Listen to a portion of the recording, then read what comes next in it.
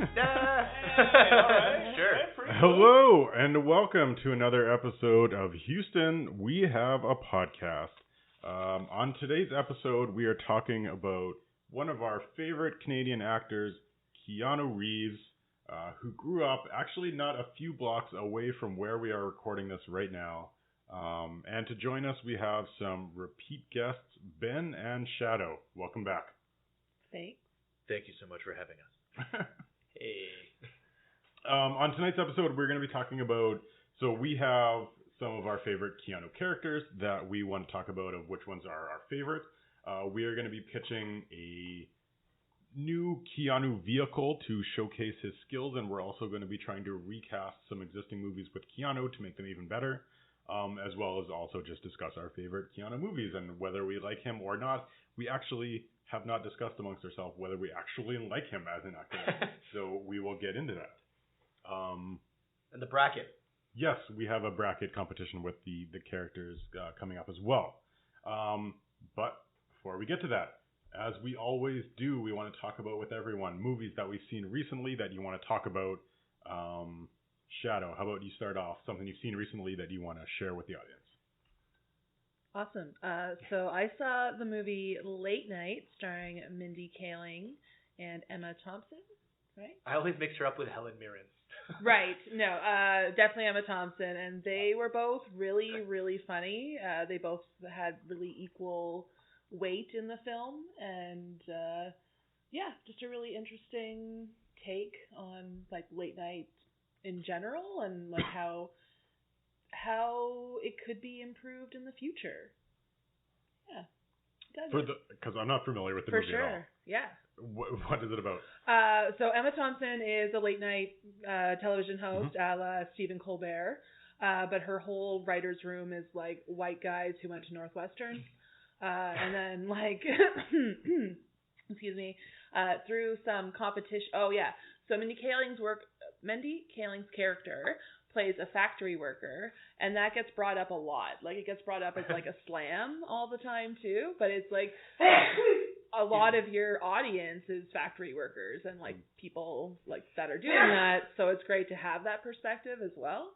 So then it's just like, and then it gets to like a little bit like Mindy Project-ish in the middle where there's like, oh man, this is happening, and oh my god, there's so many balls in my life and I have to juggle them, it's so hard. So then that's just kind of fun. Yeah, I definitely liked it. And then at like, at the end of the movie, there's like a redemption arc for both of them. And of course there's like an initial conflict that is like unsurmountable, but oh my god, no, now they do see it from each other's perspective. Now fully mounted. Yeah. Now the late night landscape can forever change. Yeah. Like, or not. Okay, right? well that would be a really boring movie. It was just like, oh, look at this plucky go-getter. She did nothing. The late night's still the same. Swerve. You think it's a comedy, and then no, it's a drama. Sure. Things yeah. don't always work. That's what I'm signing up for on a Saturday afternoon. That would be one of the least expected dark endings to a movie. For sure. That'd be like what I like. Yeah. Would you say it's like if you like Mindy Kaling, like humor? Oh, much definitely. Yeah. Okay. Oh, yeah. She's definitely all over that movie. Yeah. Okay. Like, yeah, it's great. Cool. I liked it. Ben, how about yourself? Yeah. Before I do that, who was the girl that played Hermione? Emma Watson. Okay, I always think that Emma Thompson and Emma Watson is Emma Thompson. I just get their names mixed up. I would watch her late night show. Sure, yeah. That sounded well, and also, it did sound bad. Like, yeah. Anyway, what did you watch, Ben? Right, yeah, moving on. What was she in? Huh? That we watched. What, Emma Thompson? Watson. Or you're not going to talk about, okay. No. Sorry. No, I'm talking about Shazam. I recently saw Shazam, and it was fantastic. I quite enjoyed it. It was neat. There was a lot of fun action in it. You can't really challenge anyone with a superhero movie anymore. But like, it was great for what it was, like it kind of hit you. I really enjoyed Shazam. Yeah, right in the middle, like, like what you think you're gonna get, you get, right? It's a kid that's a superhero, and fuck yes. But that's what I liked about it, is it felt like if a kid actually turned into a superhero, that's how they would act. Yes. Yeah, absolutely. You would fuck around and do some Yeah, shit. the story and, really like, leaned into He's like trying to make money by shooting lightning out of his hand. and then that's like part of it. And like, yeah, okay. And it's such an interesting way because they can just rudimentary prove out like the value of that and then get on with it. And I think the villain was pretty good too. I like the ending with his foster The extended siblings. family, the Marvel family. Yeah. Yes. Yes. And And Megan- that's so in the Megan comic Good book, showing up that out of nowhere. Yeah. Oh my god. I really Spoiler appreciated how much of it was definitely filmed in Toronto Oh, and yeah. how it was That was so the fun part. That was blatant. the fun Like part. it wasn't even trying. I do love that Toronto is showing up everywhere now, and more in TV shows than in movies. But like The Boys, we were talking about earlier on Amazon. Yeah. But like Toronto is very, very featured in a lot of shows right now. Yeah, it's funny specifically for The Boys. The one scene where they're supposedly in Times Square, but they're clearly in Dundas Square. But through CGI or whatever, the camera pans and you see Times Square, and it comes back around, and then you're back in Dundas Square. I thought that was pretty funny. That's fantastic. Well, there's one scene in Shazam where it literally looks like they're at the bottom of our street that we live on. Yeah, on Fort York. On Fort York, Yeah. exactly. I used to live at the building right there. For sure. Exactly. That corner right there. Yeah. They show. Is that the scene where he catches the bus? Yeah. Totally. Yeah, absolutely. Yeah. And it's like it's such a dorky thing to be like, cool, I know where that is. I live near there. We go by there all the time. Neat. I definitely experienced that with Umbrella Academy. I don't know if any of you guys watched that one. Saw it a bit, yeah. The donut shop was down the street from where I used to live. Which Okay. I was really disappointed because I thought there was a donut shop opening and I was really wanted to go, and it never opened because it was a fake donut store. That's Well, awesome. if you guys like that, you should go back and watch Scott Pilgrim versus the World. Yes. There's the pizza at like Bloor and Bathurst. Yep. So prominently featured. Just up from Honest Ed's, you know? Although, I have to say something while we're on the topic of Scott Pilgrim versus the World. I went to Casa Loma for the first time, and I went to the stairs where Chris Evans goes down and he's supposed to like do these long stairs. The stairs are not that long. Yeah. It was very disappointing. It's a regular staircase. Yeah, it's a regular staircase. Oh, man. But yeah, Shazam, pretty decent. It made my top 10 last year. Nice. And if they pull the trigger on the rumored casting of No, it's not rumored. Rock, That's official. Yeah, okay. So he's going to be Black Adam. Yeah. And that guy rocks the friggin' house in the comic book. Why you gotta be black? Why can't you just be Adam? Huh? It's about his attitude. He's not in the comics, I believe. Do you think they're gonna make him an actual evil person? Do you think The Rock can be a villain? He's a very justifiable kind of He's bad like a guy. Loki, where it's like you can. Like there are reasons why he's not like just chaos, right? Like there's reasons why he does the things he does. Maybe he'll be another villain a la Killmonger, which is like Maybe. a sympathetic villain. Well, actually, it's interesting you mentioned that. In the comic books, he is the ruler of a country. Oh, okay. Like I don't know if they'll do that in the movie, but in the comics, he's the head of state of I think like Kardak or something. And he has that responsibility in addition to fucking kicking ass as like a Captain Marvel like superpower being. But I think he's powered by the Egyptian gods instead of I don't think they're gonna make him the villain in the next Shazam movie, though. I think they're gonna make a Black Adam movie. The Rock is too big. He's too big of a character. Like, and he's not allowed to lose a fight. Yeah. Yeah, that's so funny. On that whole "it's crazy to see it" thing in Umbrella Academy. Sorry, it's a TV reference. Carson started it. This is acceptable. Okay, in Umbrella Academy, there's a motel, and that motel is also Schitt's Creek's motel. Oh, really? Yeah, they're the same motel, which is just kind of neat. Do we know where this actual motel is? I think it's just kind of north of here. Yeah. Oh, I think it might be in the States. What? Yeah, Oh. I'm not 100%. Okay. They filmed everything in Toronto and then went down to the States for a motel. Yeah. It's possible, but no, I don't know. I thought it was Dorothy here, but Interesting. I could be wrong. Oh, the motel where like the two people with the comic heads are staying. Yes. Okay, I know what you're talking about now. Yes. I don't know where that is, but I know what you're talking about. Okay, we've hit our TV quota. Okay. Paulo, what have you seen? I recently watched Midsummer, finally, starring Florence Pugh. I don't know how to pronounce her last name. Pugh. Literally no idea about that movie or who that gal is. Her last name is P-U-G-H. How would you pronounce that? Pugh. Puff? Puff. Maybe that's it. Oh, that's a really nice way of pronouncing that. I'd go Pug. I don't know. Pug. She was in Outlaw King as the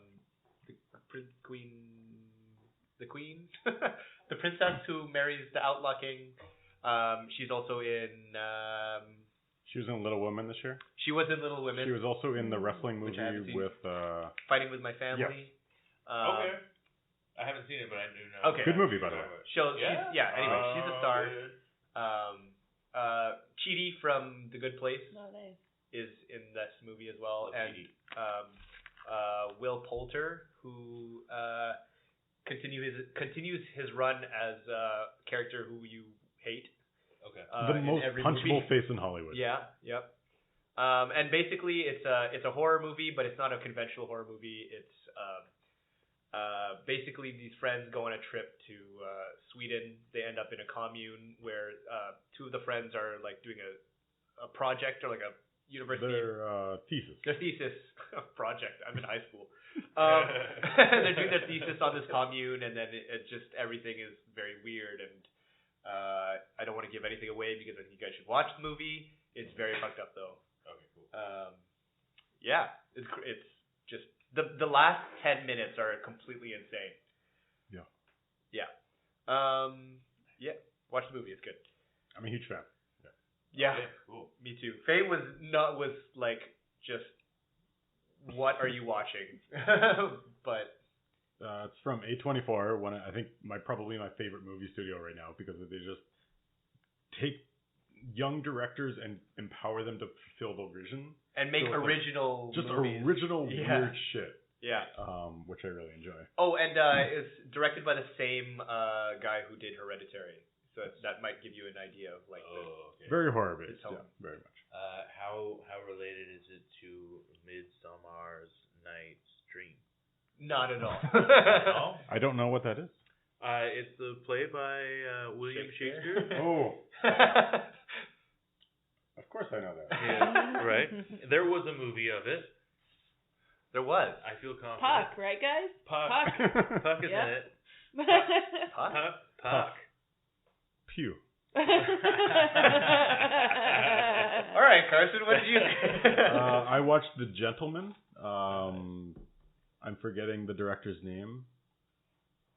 Oh, Guy Ritchie. Yes. Anyway, Guy Ritchie's latest movie. He did a lot of gangster movies early in his career, and then he went to like Sherlock Holmes and Aladdin, some kind of mainstream shit, and then he went with this one. He did Aladdin? He did Aladdin. I haven't seen what? Aladdin. He did the new Aladdin movie, yeah. Guy Ritchie. What? Yeah.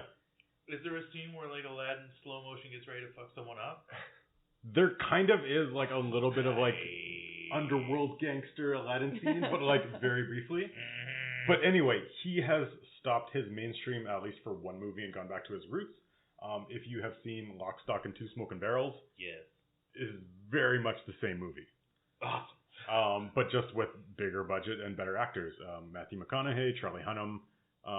Not as good as I wanted it to be, but it's that very classic, just good Guy Ritchie style. So if you like that, 100% recommend it. If you haven't seen it, go watch it anyway, because it's pretty solid. I really want to see it. But probably not as, if you really like Guy Ritchie and his older stuff, not as good as his older stuff. Like it's not as good as Snatch or Rock'n'Rolla, if you've seen those movies. But definitely a good, sharp British gangster movie. It's very tough not to be crass right now. What? And just say, it's hard for something to be better than Snatch.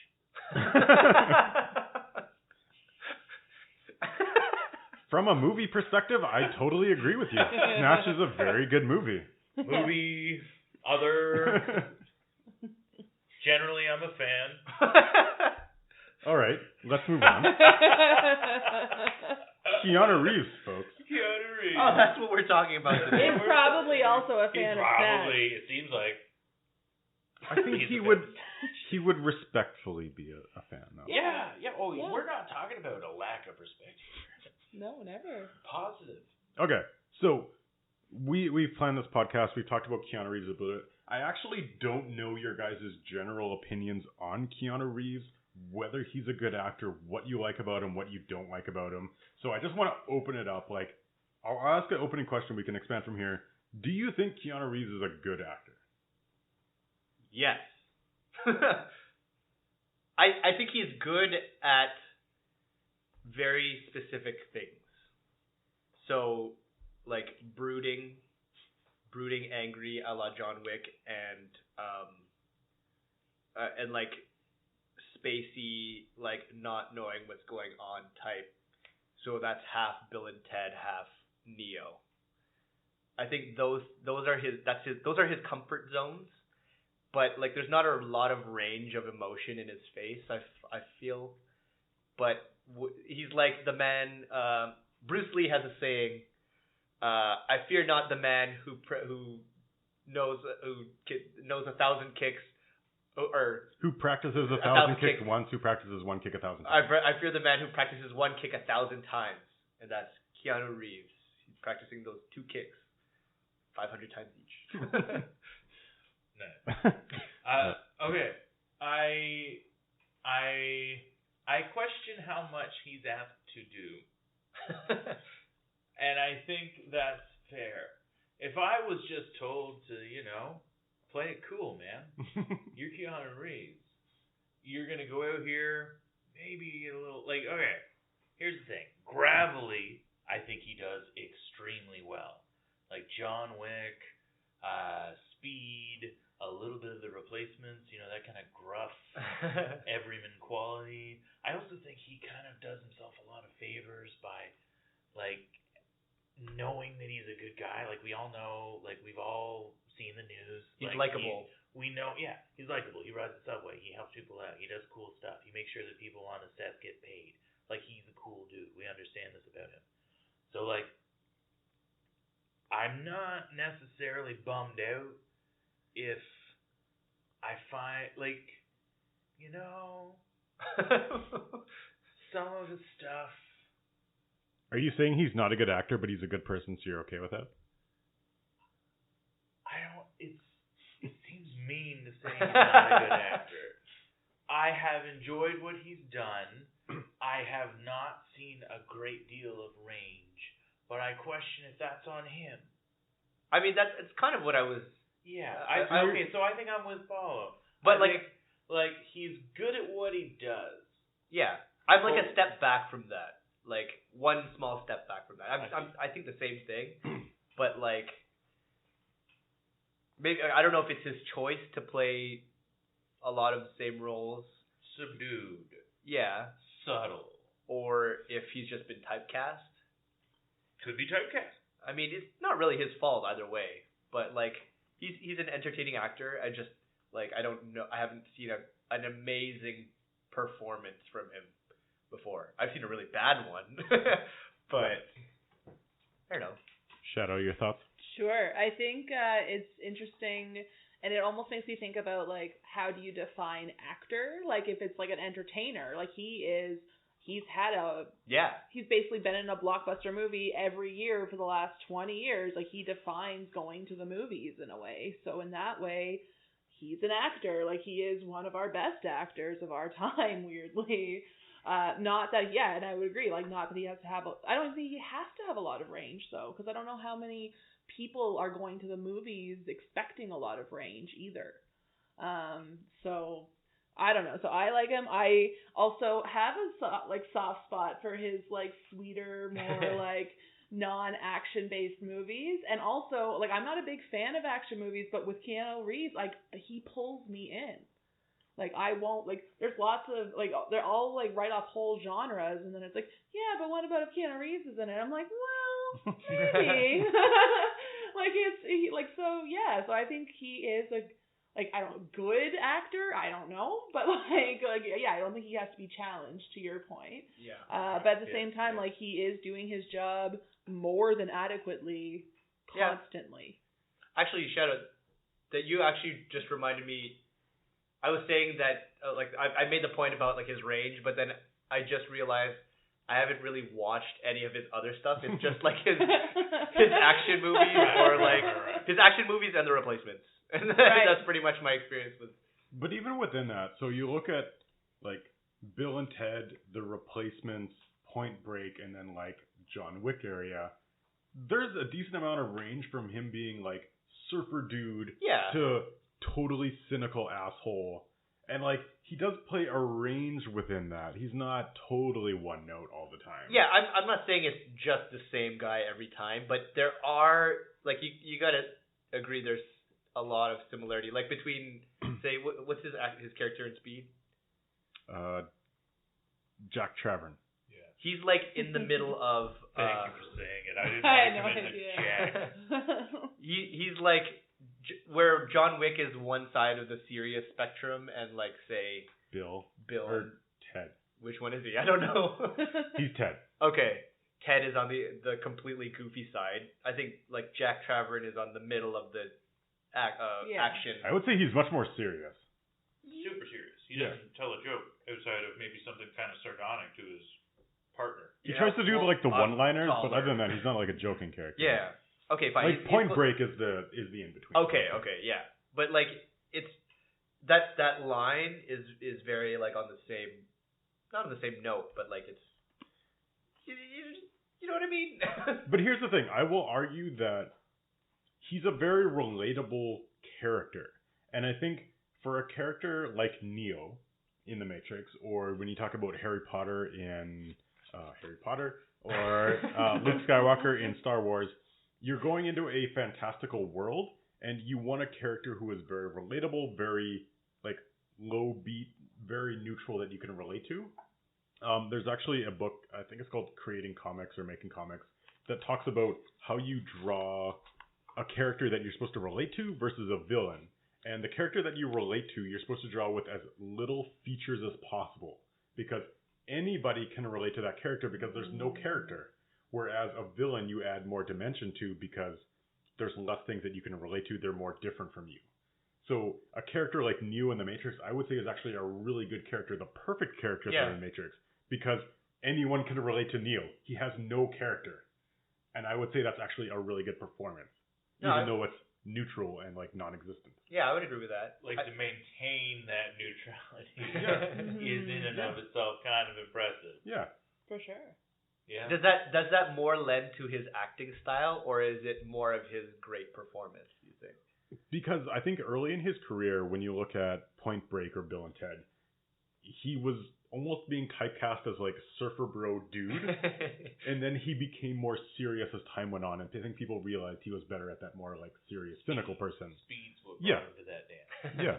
Absolutely. But like, I don't know. I think it is a performance. Like, I think he's doing something genuine there, where it's like something relatable, not too crazy that people are gonna like kind of lose you, but like there's a balance there, and I think he found the balance. Yeah, right. That's fair. So I think it sounds like the ooh, scary. Someone yelled outside. I think to summarize this, we're all of the opinion that he does what he does very well, but there's some things that it feels like he would, even though we haven't seen him do it, he may not really. It might not fit him. Like, would you see him? It's like just.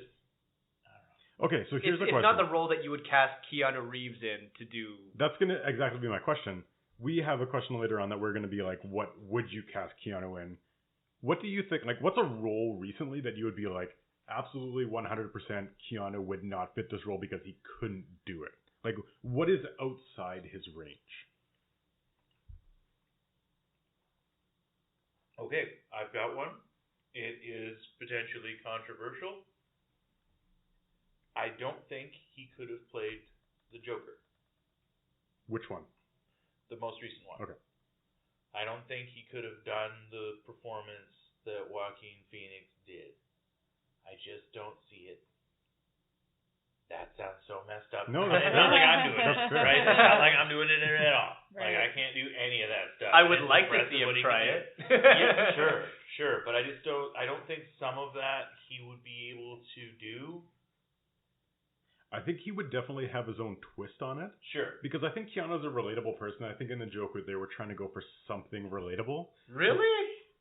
I think they were trying to make it as I think they were trying to make Maybe mental illness initially. as relatable as possible. Okay. To try to say, here's something that could happen to someone you know, and take it to the extreme because Right. that could happen. But it would be very different than how Joaquin would do it, for sure. Absolutely. Yeah. And that's like. Yeah. That's what it is. I don't know that he would have maybe been able to navigate some of the more specific mental illness stuff that he gets into around like his mom and his that's interactions fair. with the therapist. I think that might be a little bit challenging. The one that came to mind for me is I immediately thought of Star-Lord. I don't think he can have that level of charisma. Oh yeah, all right. Like he doesn't schmooze easily. Yeah, he can't just charm.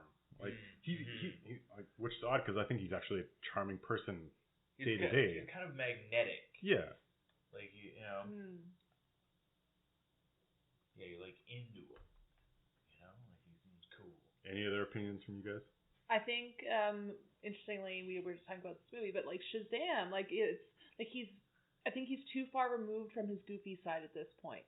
Like, if we're talking about him being like a spectrum actor, like maybe once we see the new Bill and Ted, maybe I'll feel differently, but like. Oh, yeah, what do you think of the know. new Bill and Ted? Do you think he's going to be able to fit that character again?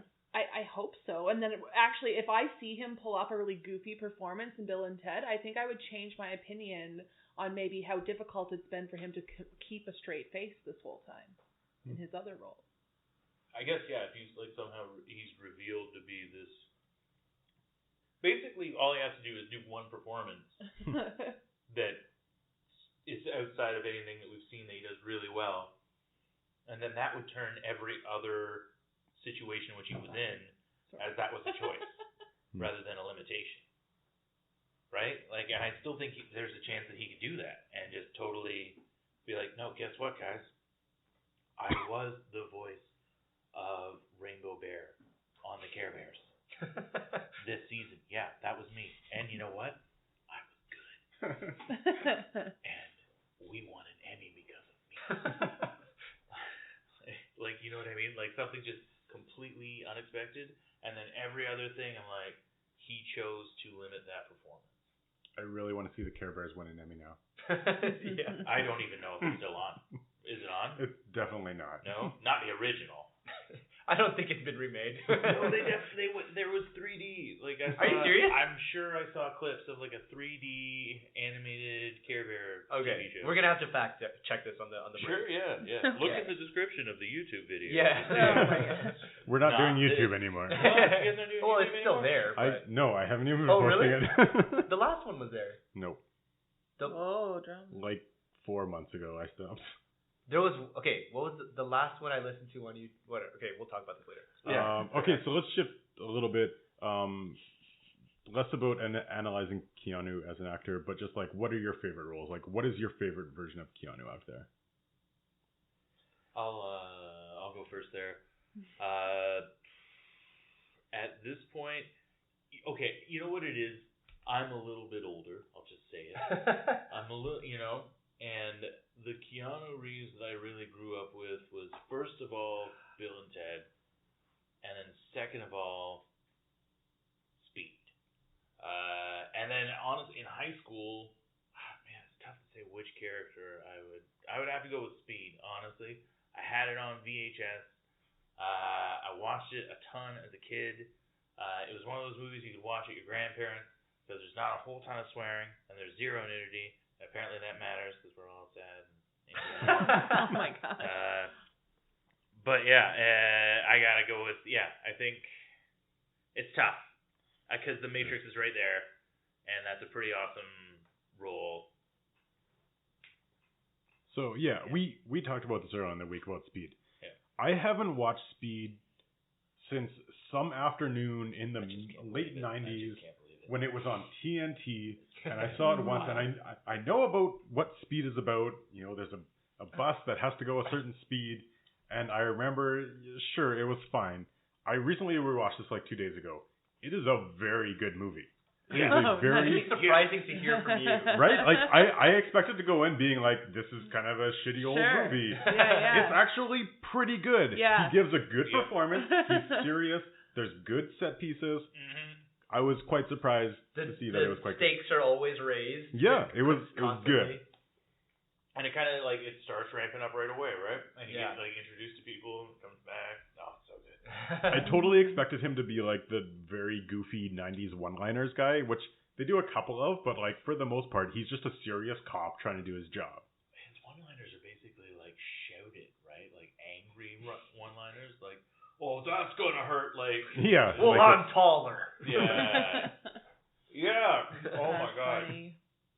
Well, he hasn't been the goofy guy in like anything since Bill and Ted that I can remember, at least. Point Break, he has a couple scenes. Yeah. Like, there's one scene in Point Break where he goes out to the waves and he's just very excited about surfing. And there's a little bit of Ted Logan in him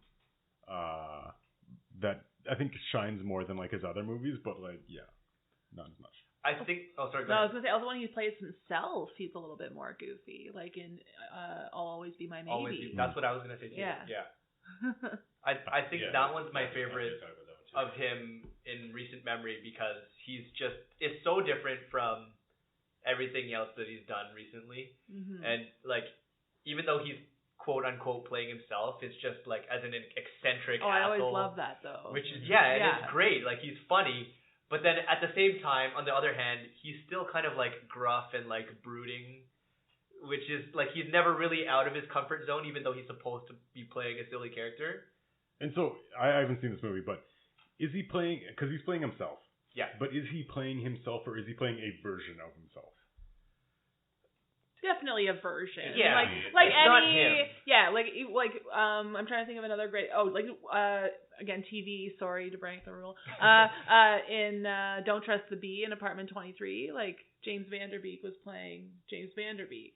And he was playing like an asshole version of James Van Der Beek, and it was amazing. It was like, but I also think it's also kind of a shortcut to endearment, though, too, because I feel like the more outlandish you play yourself as an asshole, it's kind of like, oh, he would never be that much of an asshole. Like he's comfortable enough with himself that he can joke about it. Totally. Yeah. It's like people's perspective of him, but like multiplied to like absurdity. Yeah. That's how he's playing himself in Always Be My Maybe. Neil Patrick Harris in Harold and Kumar. Yeah. Right? Nice. Like, he's insane. And then, like, afterward, like, he gets a TV show because we just love that idea of him as this wild guy that's just out there, right? Like, Keanu Reeves, we want to believe he's just loving life and getting weird with people that he meets. Just punch me in the face. Yeah. Like, he's just kind of, you don't quite get him because how could you? Yeah. Which is, and that's why cool. it's probably my favorite thing that my favorite performance of him in recent memory. Nice. So, one thing I want to ask Shadoe you about. Yeah. You like The Lake House. I love it. We're going to talk a lot about Keanu as the action star. Sure. But in a few of these movies, like in Speed, he still has that attractiveness quality that I think they're trying to go for. Right. Even in Point Break, they're trying to cast him as like a charismatic young guy. Yeah. But you kind of seen him more in like the romantic comedy. For I sure. don't think it's even, come on, it's just like it's a pure romance. It's just a pure romance. It's like, first of all, like. Slash sci-fi, which is not a genre you Yes. see kind of like together very So, often. does he work as a romantic lead, do you feel? Oh yeah. Oh, for sure. There's also this movie from, and again, like, timing's everything, right? Like, you talk about, like, you being a little older. Well, when I was, like, in high school, there was a couple of, like, real cheesy chick flicks right when I was about 14, 15 that he was in. So there was also this movie called Sweet November with him and Charlize Theron, and like it's all just like, again, romantic ridiculousness. Like this could never happen in the real world, but just the two of them have this energy and it's beautiful and really nice. But in the lake house, what I love about the lake house is it's Sandra Bullock again. So like they're reunited, but they never actually get to reunite in the entire movie because they're like 2 years apart the whole time. Have you guys seen the lake house? I haven't seen it in recent memory, which is also like I'm worried that I'm gonna like. So it's coming to Crave next week, and I'm kind of wanting to watch it next weekend, but I'm so scared it won't hold up, and then I'll be like, oh, I hate this now. No. Because that keeps happening with movies we're watching from our youth, so I'm really worried that it might happen there. Well, it was the opposite for Carson watching Speed, so. That's true. You know, a fun fact about the lake house. I wish, coming from someone that's never seen it, but Faye told me like she saw Keanu Reeves on Ellen, and he was saying how about the lake house he had a crush on Sandra Bullock when they were filming, and then right after Sandra Bullock was on Ellen, and she was saying that she had a crush on Keanu Reeves when they were filming too. Wow. So maybe that's why it's so good. The chemistry was real. Man, you're like kind of already like taking the. That's like kind of around my pitch, man. Oh, sorry. Okay. It's okay. I'll strike that from the record. No. It's great. I did not know that, and it just makes me like so happy. That I feel like I really want to see them together again. For real, in real life. No, because like doesn't he have a serious? He has a girlfriend. Yeah, but no. So I have a story to share about the lake house. Yes. Back when I was in high school, I worked at Dairy Queen. And at this time, I had a flirtatious period with a Dutch girl. I love every part of this. Anyway, all right. And it's relevant that you work. I'm gonna bring this right around. I can't wait. Anyway, so one of my big opportunities with this was she invited me over for a movie with her friends. And it was The Lake House. And at this time when I was in high school, the thing to do when you watch a movie with friends is to rip on that movie. Yeah, for sure. Dan would be really proud of me in this moment. Yeah. But so I'm watching The Lake House with her friends. And it's The Lake House. I'm ripping on. It's not a good movie, so I'm making fun of this movie for the entire 2 hours. I did not read the room correctly because all of those friends really liked the lake house and they wanted to watch it genuinely. And I was making fun of the lake house for 2 hours. Needless to say, I did not see this girl ever again. Just the flirtation. Yes, and that is the last time I've seen the lake house. I don't remember course. it Why other would you than ever watch making it fun again? of it. Yeah, no. But let's try to salvage some of my reputation here. I have recently watched a movie called Il Mare, which is the Korean movie that The Lake House was a remake of. Amazing. Tell me more. It's the same movie. Yeah. That's about all I can say. Down to like the ending and all like the nuances of the story. It's very much the same movie. It's just here's the English version remake of it. So when I think about the lake house, I'm very much thinking about Il Mare. So if we talk about plot points, I'm just going to be talking about Il Mare. But if you like the lake house, watch the original. Yeah. It's good. No, it's probably one of those things I haven't seen since my undergrad because it was like on TV a bunch and you would just watch it and, But we will talk about the lake house later because in our Keanu character segment, Alex Weiler, which is with Keanu's character, is going to show up. So we will talk about that later. And I will provide the required perspective of the one who has not seen the lake house. I will also. Oh, okay, cool. Okay, he's going to be going up against Neo for best Keanu character, so that should be a very. But we'll get into that. We don't want to spoil the bracket. I'm so sorry. That's fine. I'm also not going to be that hurt. That's fair. Any last things we want to talk about Keanu before we go into other segments? No, I mean we're still going to continue to talk about Keanu. Oh yeah, very real. Very. Yeah. No, if I think of something else Keanu related, I can Keanu bring it up. No. No. I mean, I loved it. I love you. You're great. Hello, Kitty. Talking about how much you guys love each other, we have a segment for you guys. Oh, gross. Oh no. I totally forgot about this. So before we recorded this, we did a little bit of the Newlyweds game. where we asked you 5 Keanu-based questions, and we're going to have you guys guess what the other person answered. So, Paulo, take it away. Do you need me to recap the questions? Good idea. No, but there's 6 answers on one of them. Uh-oh. There were 6 questions. Oh, no. Oh, well, then I might right. have missed one. No, I but think I only have 5. What does that say? Okay, we'll get to it. Sure. We both have terrible penmanship. It's real. I'll recap the questions. Yeah. Do them one by one. We'll do them one by one. We'll do one question at a time. You guys will each guess what you thought the other person answered. And then Paul will reveal what your actual answers were. And so, the winner gets a pizza pocket. Sure. Okay. First question. Speaking of the lake house, if you had the power of the letterbox from the lake house, which is, i.e., you're communicating with your partner 2 years in the past. So you have a letterbox, your partner, so Shadoe, you're talking to Ben 2 years in the past. Ben, you're talking to Shadoe 2 years in the past, which is February 2018. What is the main theme of the letter that you write to the other person? You asked Ben first, right? Yes. So what do you think Shadoe answered? Oh man, this is tough. It's a wild guess, and she's gonna tell me that we're gonna get a dog soon. Oh my God, you got it! No shit, really wrote "We got a dog."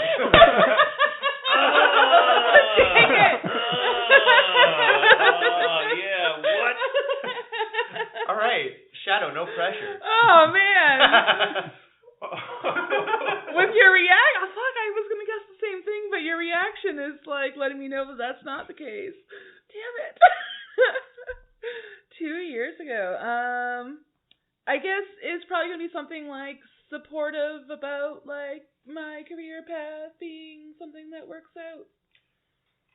Ooh, oh no, close. Fine. But B-Ball wrote "The wedding is going to be awesome," which is equally as nice. Yeah, I was going to go with that too, but yeah. All right, cool. That's nice. Good stuff. Nice. Nice stuff. Okay, second question. You should go first this time. yeah, we'll alternate. You have the phone booth from Bill and Ted that can travel back in time. What year do you travel to? Shadoe, what year does Ben travel to? Ben's going to travel to the year 2000. No. Ben travels to the year 1969. Oh, classy. I thought I'd leave a breadcrumb, you know? Yeah. I felt like you had that number in your brain, but you're like, you can't beat this. Okay. I'm going to say 89. No, 2050. I went back, but then I was like, oh wait, it can go in, but I should have asked for the rephrase. Never mind. It's okay. So you guys were equally off the mark. Yes, that's a mulligan. Yeah, great. Okay, so next question's a bit more of a neutral question. Which accent would you like Keanu Reeves to try in a movie? Okay, so I'm going to guess that Shadoe said, like Cockney. No. I don't know what she said. Oh no. What does it say? It says French Canadian. No, wait. Oh, sorry, I was covering it. What's number 4? Okay, we'll get to it. Yeah. Okay, yeah, she said French Canadian. Okay. I was on the wrong number, sorry. Did it? In what? Toy Story. Oh, kind of. You're right. Was it French? Yeah. Oh, okay. A little though. Yeah, I think more like Montreal. Sure. French Okay. Canadian, not like. All right. I don't know.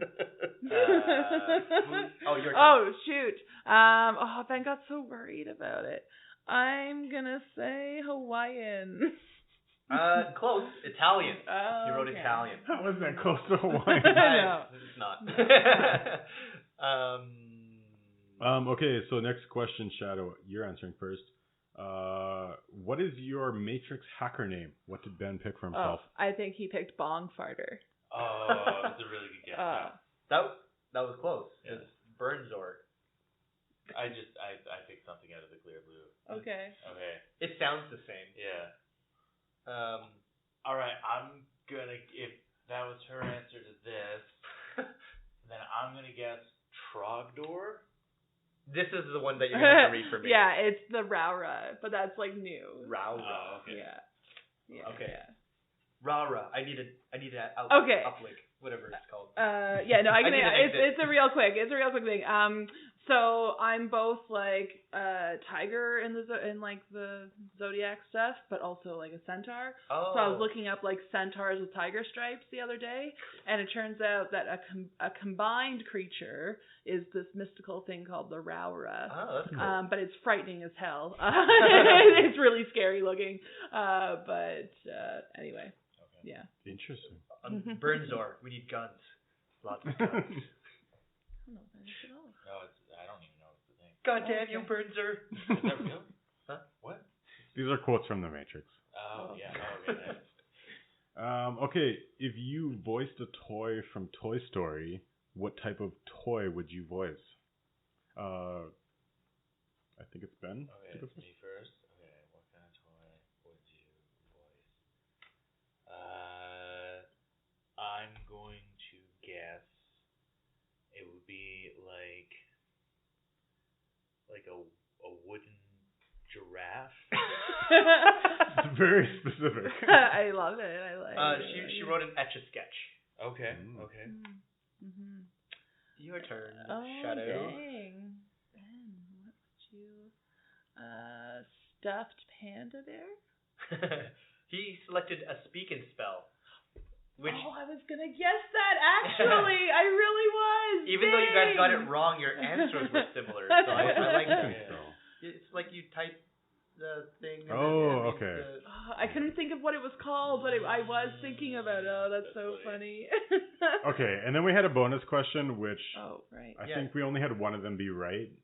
But anyway, which teammate of the Replacements would you go on a road trip with? Shadow Go first. Gene Hackman.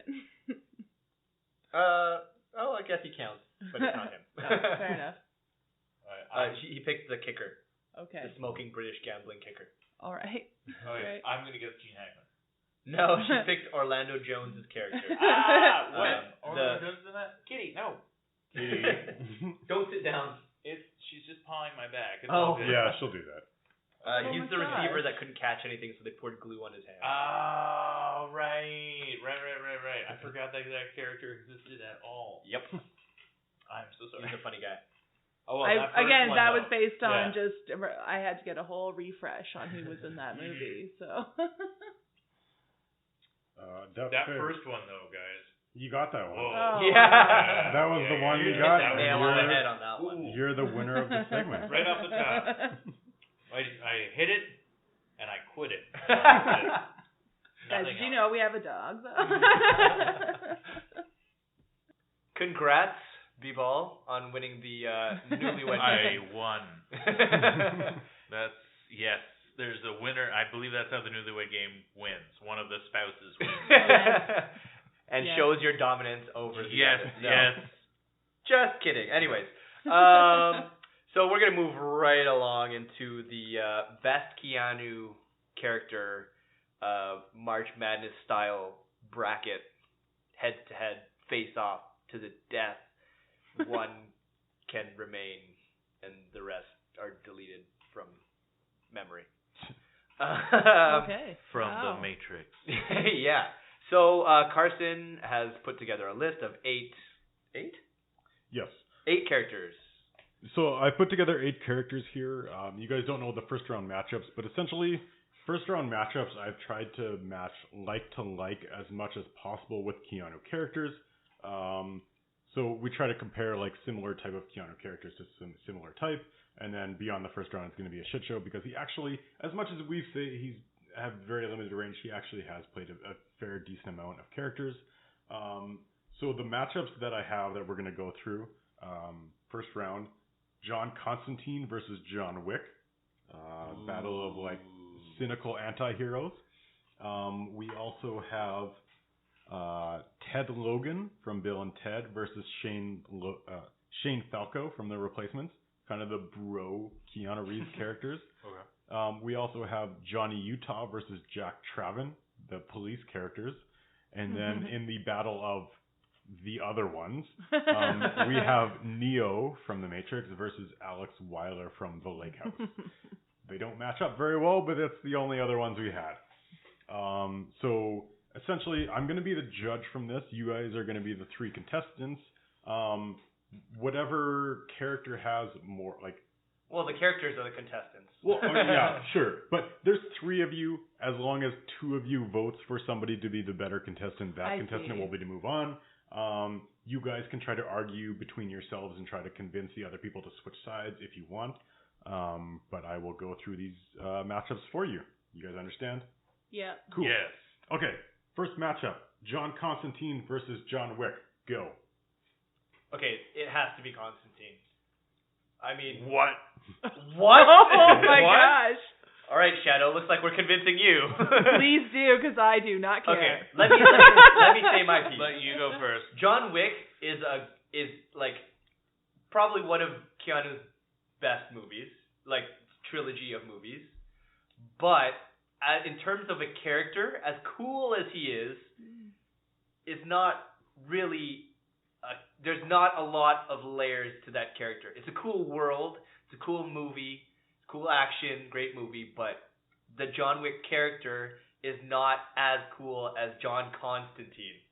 Like, Constantine, he's like trying to save himself from going to hell because he's like, just is so like, he's trying to not go to hell because he killed himself before, and then he's trying to buy his way out of hell by sending more demons to hell. But if he fails and he ends up in hell, he put everyone there, so he's extra fucked. Like, it's such a... What? That's my piece. But Constantine's one movie, right? Yeah. Yeah. That is absolutely correct, Shadow. Constantine is one movie, and for the viewers at home that aren't viewers, they're viewers with their ears, I am holding up 3 fingers to connote the 3 movies so far that have celebrated the John Wick character. Now, few movies have such a lasting legacy. Think of all the different trilogies we've seen. I will make one final point. How many times did Paulo use the name John Wick when explaining the other movie? What?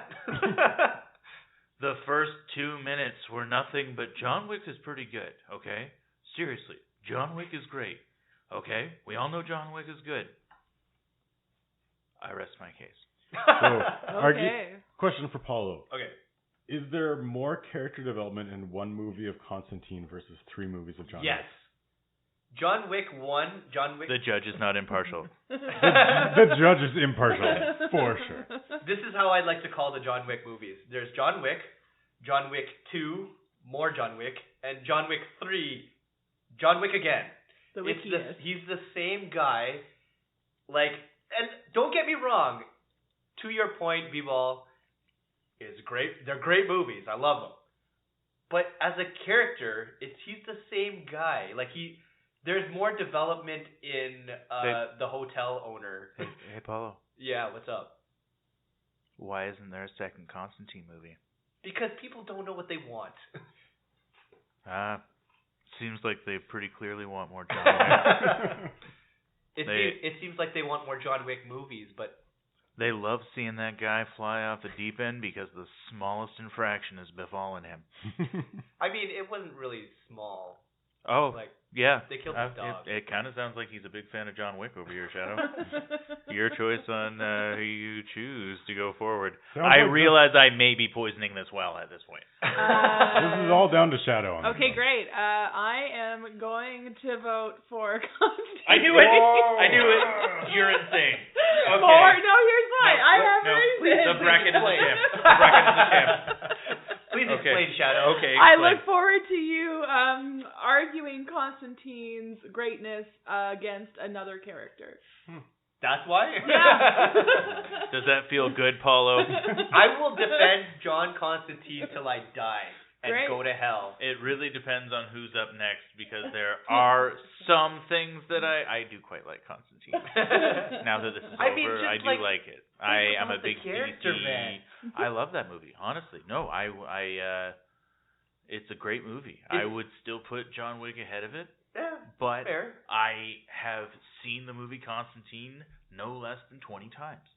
I have it on DVD somewhere, or someone else now has it because we don't have a DVD player. But Share the love, man. It's fine. Give it to other people. Like, yep, no, we gotta get a sequel. I completely understood all the points that you were making about the story, and yeah, I love the what's her name? She looks kind Rachel of Weisz? crazy. No, the bad. Tilda Swinton. Yes, Tilda Swinton. Playing Gabriel. Yes, as Gabriel is friggin' cool. Like, Yeah. it's such an interesting character. And then the dude that always plays the sleazy guys is Lucifer. Yeah. Like, he's so good too. He is so good. And like, it's a great kind of logistical thing that they do. It's and all it's good. Keanu at his like peak asshole badass. Very assholery. I don't know about peak though, because there's still John Wick. But anyway, John Wick is gone. John Wick is gone. Hey, John Wick hasn't flipped off the devil like All right. But that's He's all. constantly flipping off the devil, Paulo. What are you John talking about? Constantine, moving on to the next round. Okay. Shadow, you're more of a decider on this one, but you're going to be more of an arguer in their next round. Okay, great. We have Neo from The Matrix versus Alex Weiler from The Lake House. Go. Sure. So, I mean, Alex Weiler is just, okay. So first of all, okay. do you believe Alex Weiler is better than Neo? No. Okay, But like okay. I know that that's not the interesting You don't have to answer. argue for him because but you I like the can't, movie. but I can. I just, I think it's just really darling because he's also the character who's in the past.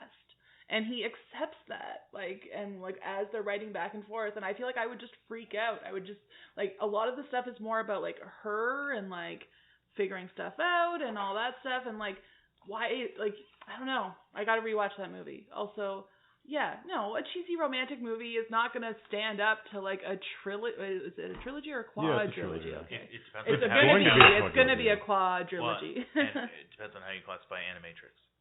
Oh, yeah, true. Oh, okay, great. So I mean, sure. So I have a question for you because it's been a long time since I've seen The Lake House Mhm. and not a long time since I've seen Il Mare. Sure. Does he meet Sandra Bullock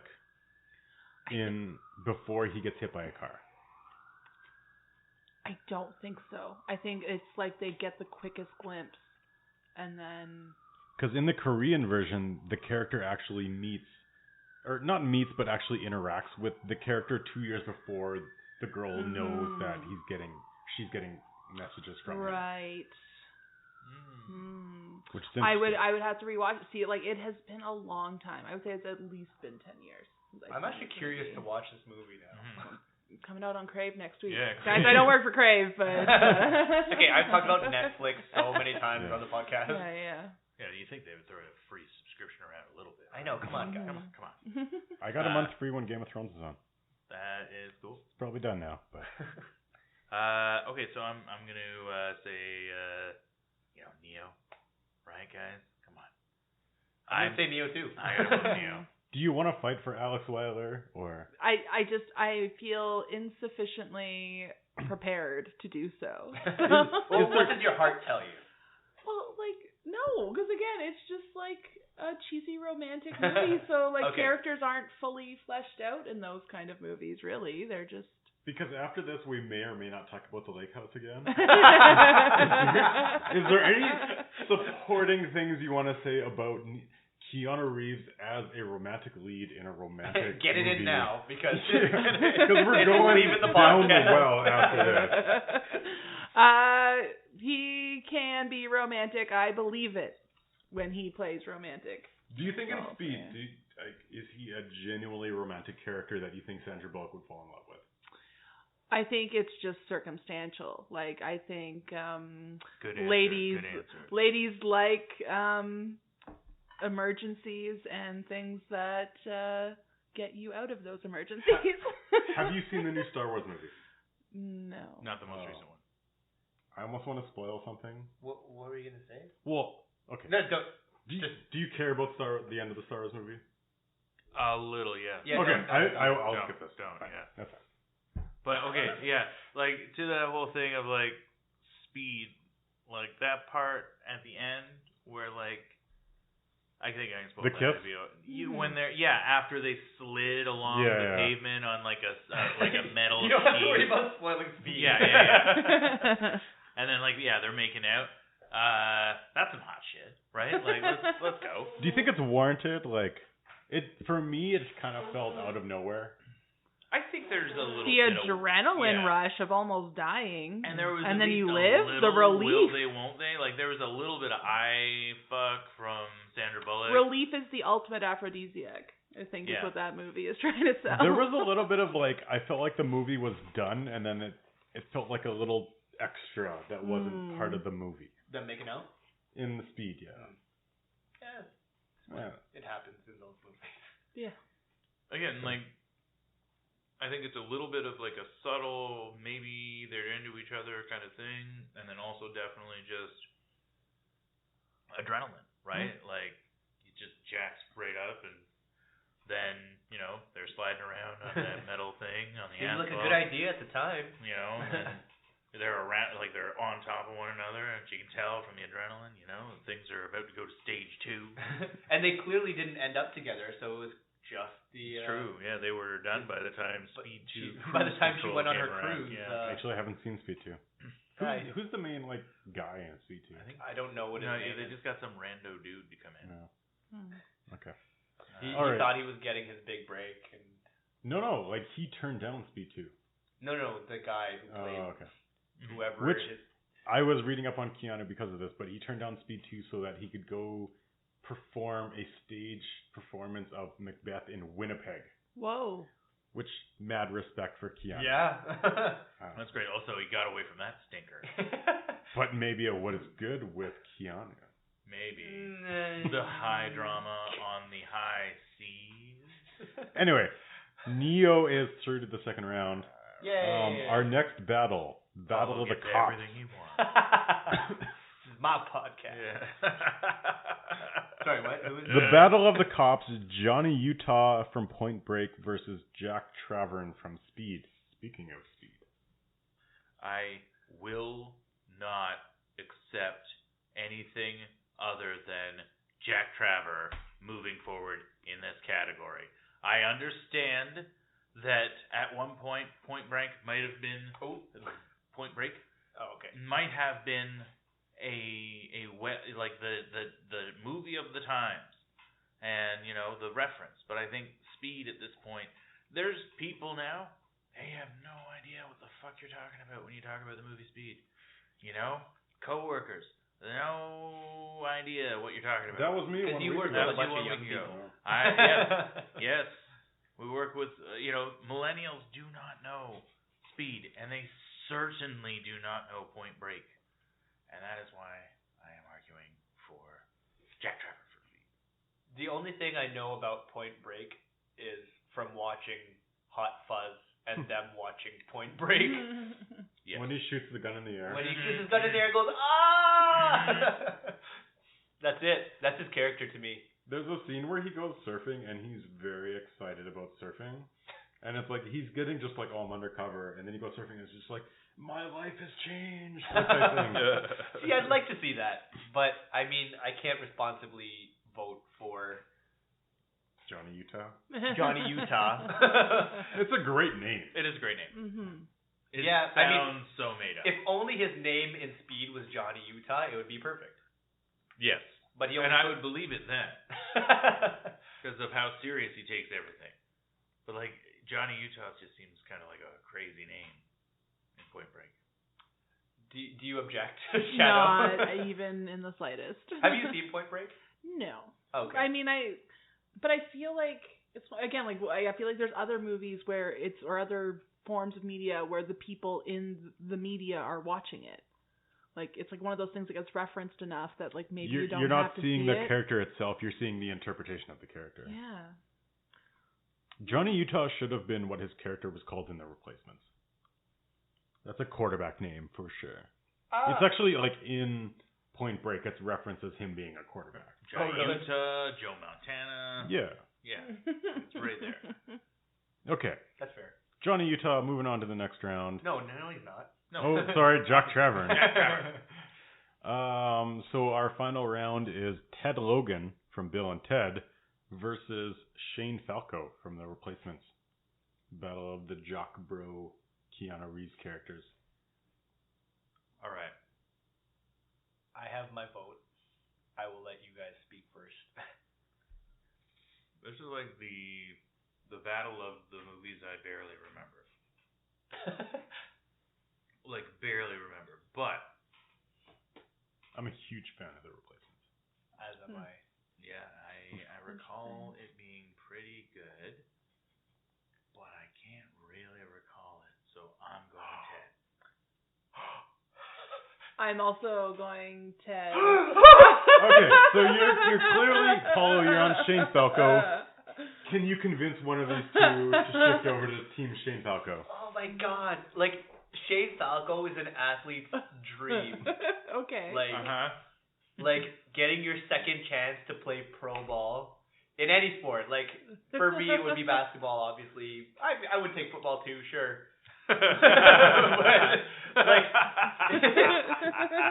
oh, I see. I did not understand what we were talking about before. No, but like just anyone who's ever wanted to like make it, like, just to imagine playing like in a big game and like Ted can time travel. What the fuck are you talking about? yeah, but that's not his character. He can do this. Play sports back before anyone knew how to fucking play it. No, I totally get what Paulo's talking about here because, like, my grade 12 season of football. Oh my god. What are we doing? My grade 11 season, okay, I was fullback. I trained to be a fullback. In the off season between grade 11 and grade 12, I went to the university camp to be a better fullback. And then grade 12, I got changed to linebacker. And I didn't know what I was doing, and I didn't have a great season, and that was it. That was all that I could do in that sport, but I wanted to be good at that sport. I wanted to move on to the next stage, which would have been university. Didn't get that chance, and I still have nights that I think about those missed plays that I had in grade 12 where I could have made a play, I could have been a little bit better and made it. And anybody who has not been a professional athlete, who has at least had an interest in professional sports, has thought about this of, what if I could make it? That is a legit thing. Because these are all regular guys. They're like grocery store workers. They're cops. They're ones that coming out of jail. And they're getting the chance to play a professional sport. It's like, oh my god, that's the dream for anyone that's played a sport. And like, I feel triggered. I love this impassioned plea. For Falco. Shane Falco? Sean Falco? Shane? Shane Falco. But Sean Falco. Sorry. Similarly, as people who did performance as their sport in indoor high school, kid. the concept of like being in a goofy movie like right out of theater school and then like becoming such a movie star after that is so compelling. Like it's like, oh, what if I had just tried? What if I had just gone to theater school and like fucking done and lived it? the dream. Right? And like, and to me, and also like how long that character has held like think of all, we don't talk about Keanu being a goofy character, but still everyone, when they talk about Keanu, they still talk about this movie. Like it's still brought up as part of his oeuvre. So I would say in that respect, Ted. They're making a third one. Like or it's not decades just about later. sequels. People love this quantity. I love a quantity. How many? All right. More than 2? They made 3 Matrix movies. We talked about 3 and a bit. Yeah. And they're making a 4th. So it's like 4.5. Yeah, it's like 4.5. I guess Neo's already won this competition. Yeah. On the strength of the number of movies he's made. He got through the previous bracket, so we'll see. Man. No, just shit. He's such a humble guy. Whoa, man! Okay. Well, let me think about it, man, because you're bumming me out. Like, because does it really matter to me that much? I'm like he can time travel, dude, but you're like, he's me. I time traveled through that movie existing. Things went right. Let me be very, very clear. I had zero chance of making any professional team. But it's for the kid in his driveway who's like... It's the aspiration of it. I would have never made like the CFL, but if I could play one season of university ball, that's even if I lost every single game, it's like... I mean, but pick whoever you want. Oh my god.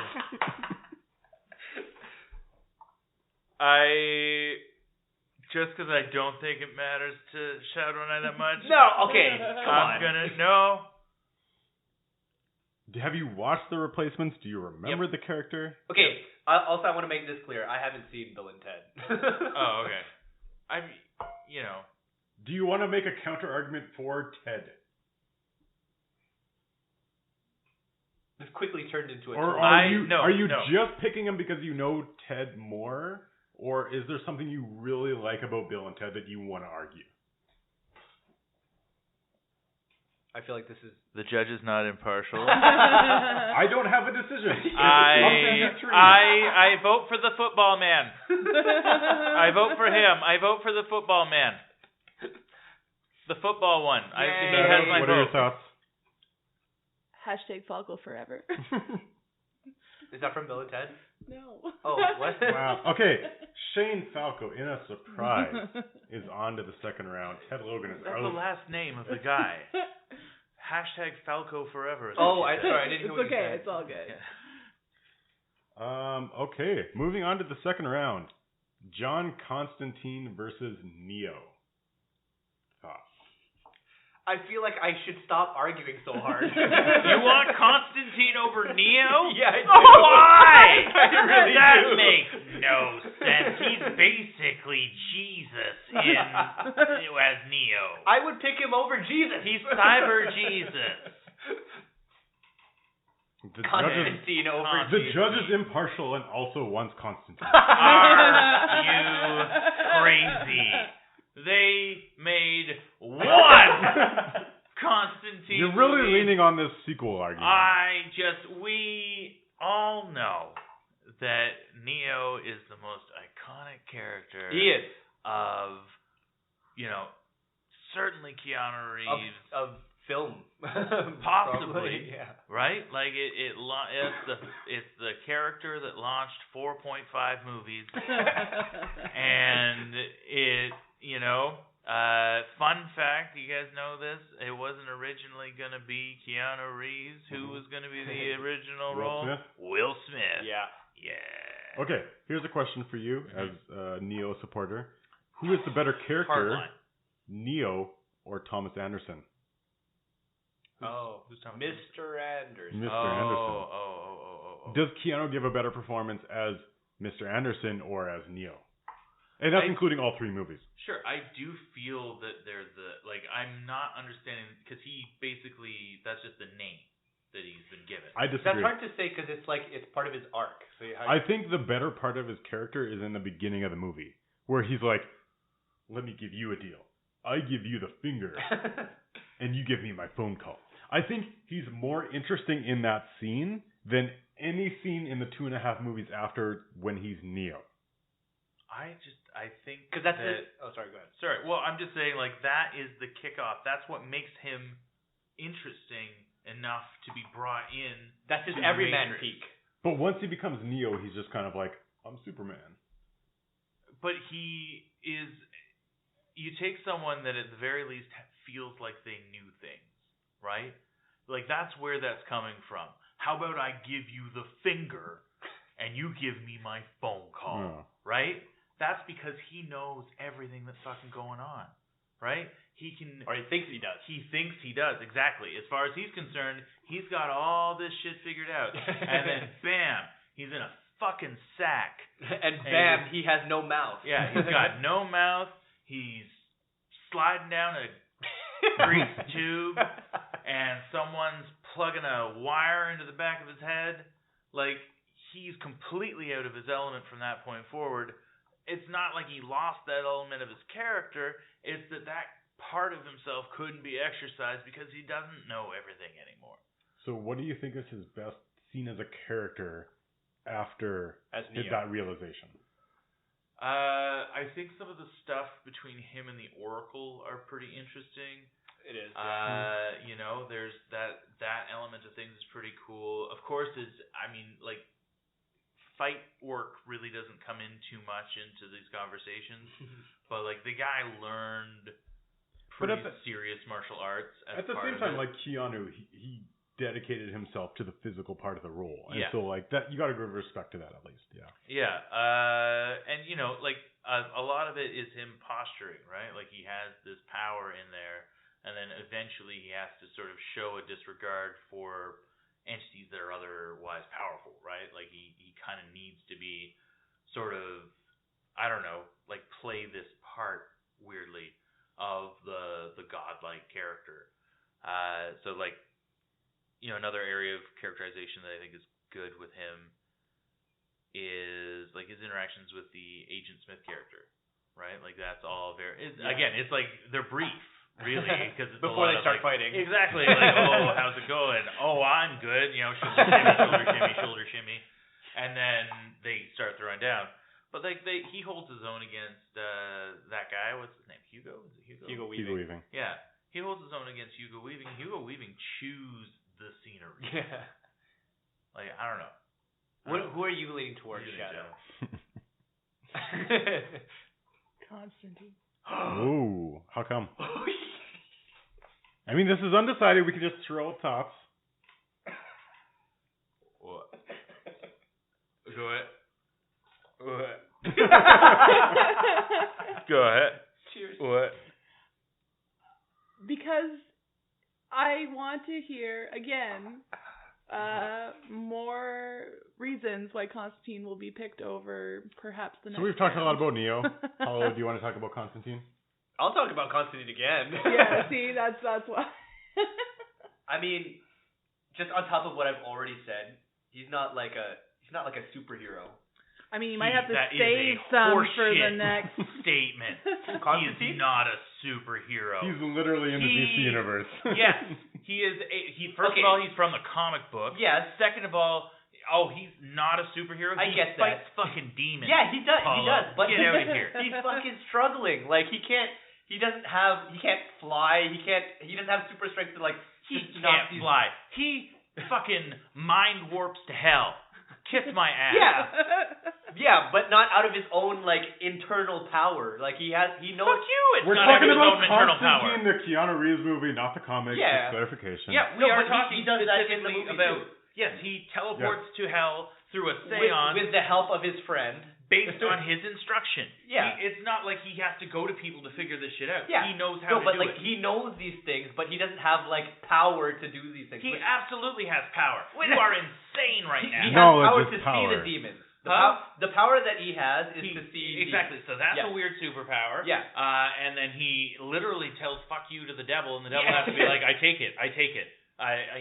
Yeah. That is power. You're crazy. He literally, for a period of time, he could not die in the movie. For what? When? Because he The knew devil that, saved him. Yeah. Is that what you're referring to? Yeah, the devil saves him. Yeah. Well, that's Right. God. That was earned. Okay, I'm impartial. I'm a judge. No. I know you want Constantine. Okay, and No, it makes okay. sense that it's going to go Constantine. Well, no, but let you're me- crazy. let me This clarify. is Shadow's decision. Bracket. I don't is get to choose. tainted. We I all don't know get this. to choose. Let me It's clarify just these three. my perspective on the he's not a superhero thing, okay? Okay. Like strength wise and like ability wise, he has the same strength as a regular human He being. has tattoos on his forearms that repel demons. He traps a demon in a mirror and then launches that mirror out into the street. So he's using spells, knowledge, and tools. What does he have to do? Does Iron Man in his suit not have power? He doesn't. He is. He's in the suit. He's in the damn But suit. Tony Stark. He's in the. I didn't say Tony Stark. Yeah. I said Iron Man But in his suit. Tony Stark is Iron Man. Yeah. Well, he's also in that suit, and with that suit, he has power. So just because he's not literally an alien doesn't mean that he doesn't step outside of the confines of. And you've already kind of conceded the point because he can see demons. That is not a normal human person thing. But so he has powers. Yeah, I'm not saying he doesn't have any powers, but like compared to someone like a superhero like Superman, he doesn't have all this like frozen breath and laser eyes and all this shit. He's just trying to fight demons with like the shit that he has as a human being. And that makes it more compelling because he's not super powered, and he's like, it's like you or me fighting demons with our knowledge. That's why it's cooler. He has powers. We're talking about two different characters that have supernatural powers. Because we are arguing between Constantine and Neo. Yeah. To bring it back to the bracket. I know you looked at me like, oh, what are we talking about? I've just been shouting about Constantine.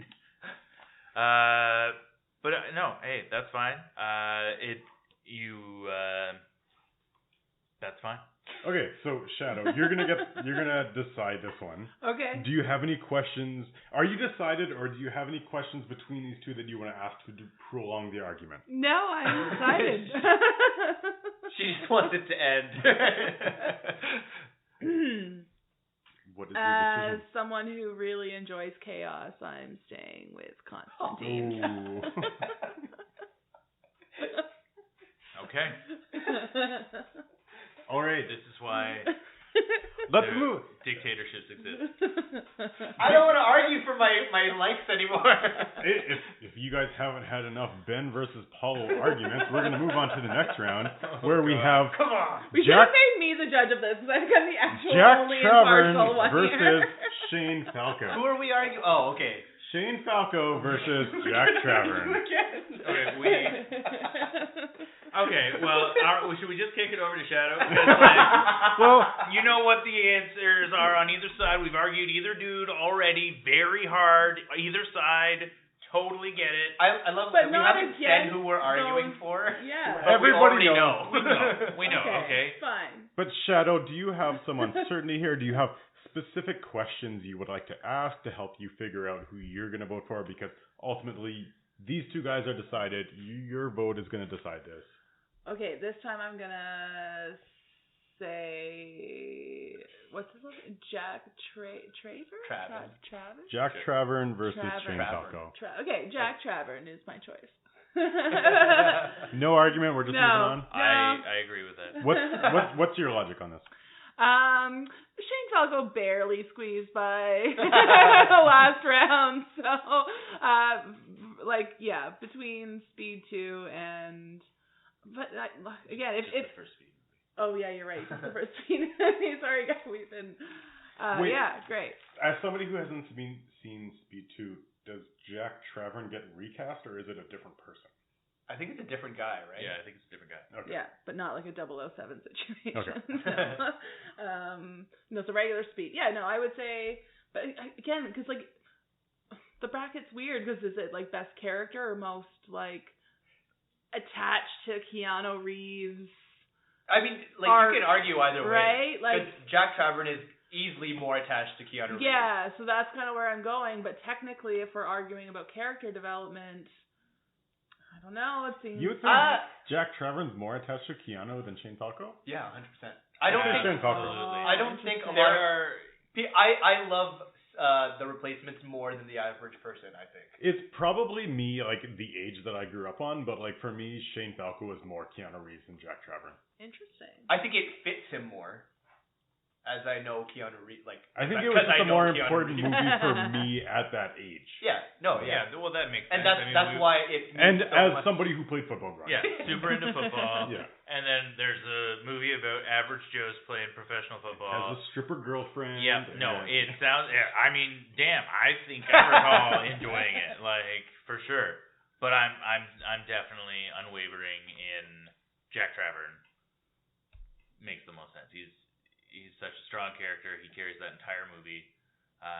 There's not like there's what maybe 5-10 minutes of the whole fucking thing that doesn't include his face. Yeah, I will concede that point because the side characters of like Shane Falco's team are almost as big as him throughout the entire movie. It's almost an ensemble. Yeah, for sure. So my love for the movie is more of a whole than actually Shane Falco himself. I still love him.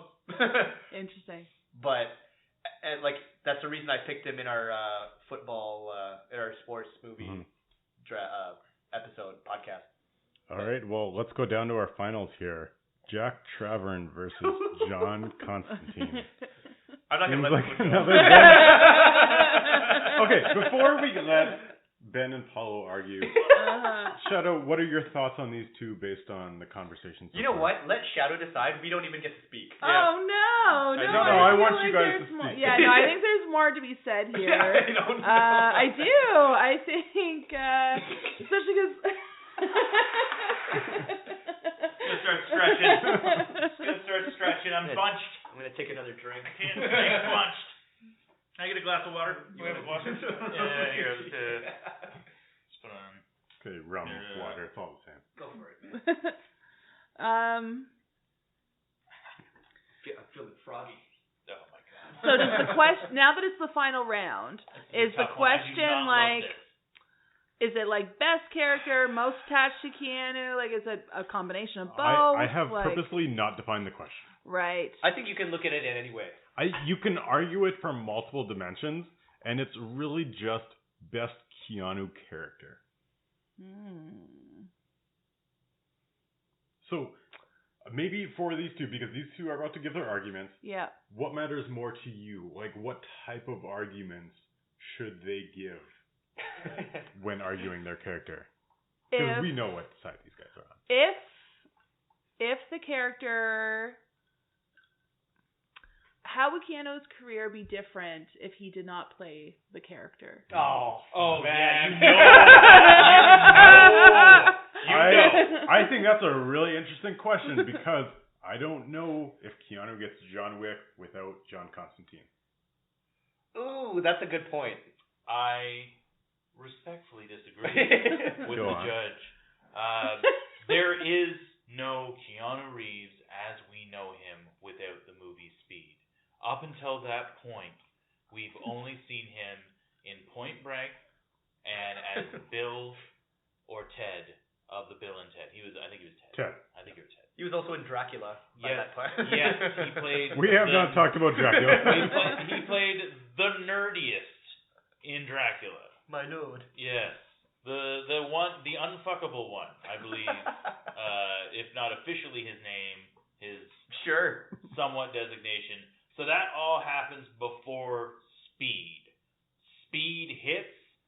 Suddenly, Keanu Reeves, badass, able to do whatever, hooking up with Sandra Bullock on the regular, right?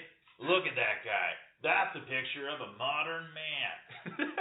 Right? Nothing happens after that if that doesn't go well, if he isn't cast in that role. Maybe something else would come along that would cast him in that same light, but it's not. It has to happen. It has to happen before something like The Matrix happens, before something like John Wick happens after The Matrix. And then I also think that The Matrix could have led to him being in John Wick as well, if you consider Speed. Those two things would indicate that he could play that character without Constantine. I think, okay, so I agree with the points you're making, but I apply it more to Constantine because after Speed, he took a break. He did stage. So, like, I think it was more detached from John Wick. Okay, you are pulling that out of the past hour. Hey, I'm using it. Doesn't make it any less true. Yeah, I like that. Like, so they both characters were like Keanu's badassery asshole cool guy. It is unfortunate that we ended up with these two at the very end because I do agree that from a characterization standpoint, they're very similar. Yeah. The only thing that I will take from what you were saying is that, like, John Wick coming from Speed, I think it's more from Constantine, because Constantine was after his little break after Speed. Like, he turned down Speed 2.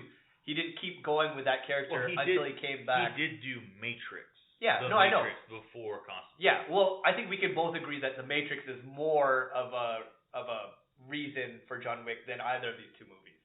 Sure. Yeah, but like between these two, I think Constantine was just that little sooner of him getting back into it than Speed was. But maybe Speed laid the foundation. Exactly. Sure. I think if we're looking at what lays the groundwork for Keanu Reeves to be taken seriously between these two movies, it's Speed. It's earlier. It's the first one where you're able to take him seriously. He's, to a degree, Point Break, of course, but this is the one that really just kind of nailed down him as a real potential box office draw. Yeah, I think that's fair to say. I think just in terms of Hollywood business sense, I think it was more of Constantine. But I think Speed made more money. Huh? I think Speed made more money if we're talking about Hollywood business sense. Probably did. However, And Constantine? Yeah. Constantine didn't make a lot of money. Yeah. I don't know the official facts, but I know Constantine didn't make a lot of money. I don't know how much. So we all pretty much agree that Speed made more money. Just in it's our probably heart, a more famous movie. Probably. It's a more successful movie. The only thing, okay, I don't know. but in terms of Hollywood longevity, I would give it to Constantine. Oh man. Because it's how his does he even come into the bad aughts? at arguing. That's what's going Does on. he even come into the aughts without Constantine? Okay, so Shadoe, you're gonna end up deciding this. Can you give a question for Ben about maybe a scrutinary question to Ben about Jack Trevor, and a question to Paulo about John Constantine that will maybe help you decide this. What are the deciding factors for you right now?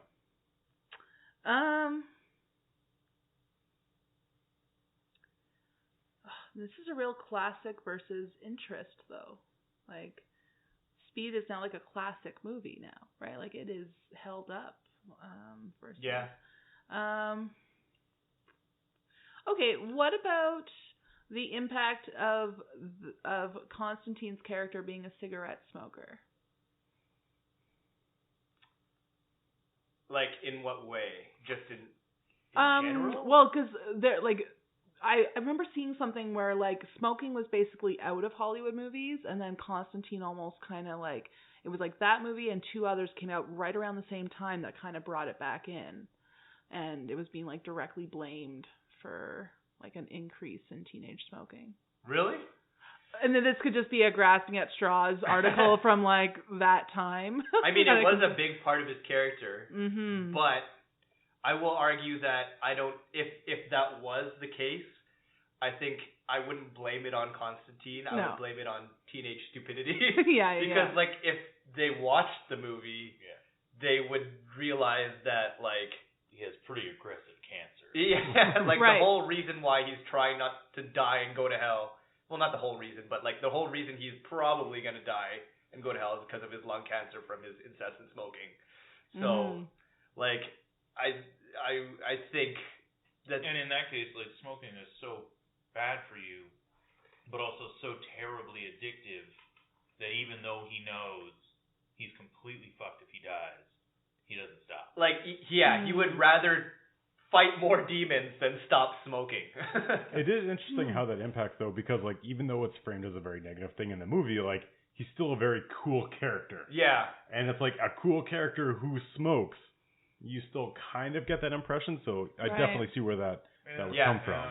I guess the point, his redemption is what turns it away from the smoking. It's the caring for his friend Rachel Weisz, to give his own life for her instead overshadows the coolness. And he does have nicotine gum at the end. I was gonna say, he does. I actually completely forgot about that. Yeah. Wow. So that's I guess the lack of his smoking is integral to his character arc. That's really helpful to mention. Similarly, Ben, do you think his character in the movie Speed increased bus hijacking? speaking. If anything, I think it would decrease them. Just to show how futile it is. Because it will happen. I think, something that's also very compelling about the movie Speed is how much, like, he's very much, like, it is a cop movie. And it's about relationships, but really the relationships you develop on the job as a police officer, the sort of goals and motivations that he has, and then also like how his close friendship with his partner and all the other people involved in the squad. And then also the main villain is a police officer as well, like a retired police officer. Yeah, Dennis Hopper. So it's a lot of interaction between people, which I think is kind of an interesting character for Keanu and sort of a departure from a lot of the other stuff that we're talking about. Like with Constantine, everyone is part of this very specific set of people. With like again, even like the Replacements and Neo, the Matrix, everyone's just like this sort of niche kind of subculture group. Whereas in Speed, it's really him interacting with what are meant to be regular people, and then having him like be like a real person, a nice guy that's just trying to do well, and he just has this crazy day, because it's nuts. It happens all over one day. Right. So would you base your argument on Jack Travern on the quality of the supporting characters in Speed? Certainly not. No, it's him. He's the again. No, it's him as like an almost done everyman, but like. Because I was gonna say that was one of my. I really like Speed. I said this earlier, but some of the supporting characters almost border on goofy. Yes. Yeah, I don't think they're meant to, like they're meant to kind of show sort of sharp extremes of the kind of behavior you get from people in that scenario, right? Like you need to have that nervous white guy that's like, "Hey man." Like you have to have that, and if you just get there first, then you can get back to what the central conflict is, which is between like, Jack Travern, Sandra Bullock's character, and the guy they figure out is watching them on that bus while they're having to stay above 50 miles per hour. I don't know. I think it's a better character. I think Constantine's a great movie. I've seen it a ton. But it's a really specific character, and he's not an everyman by almost every definition. I'm inclined to agree with that. All right, well, Shadoe, down to you. If you have any other final questions, go ahead. But if not, I don't. I think even on that final point, I think if we're talking about a bracket and someone's career, I think we got to go more interesting character over better known character. So what does that mean? I think Constantine's a more interesting character than because I think everyone like even if you don't remember that his name is Jack Travern. Yeah, I don't remember. I do not change my vote. Everyone knows about the movie Speed except for the Next Generation, I guess. But Paulo, you gonna vote? I don't know. You gonna vote? You listen to me. You're gonna switch to Jack Travern? You thinking maybe come on over to Jack Travern? Huh? Come on. You know he's a better character. You know it in your heart, and you're lying to yourself. I can see it. You know what? If Shane Falco had gotten this far, and it was against him and Jack Travern, I would have changed my vote. Interesting. But I can't do it for Constantine. Wow, I can't. That's incredible.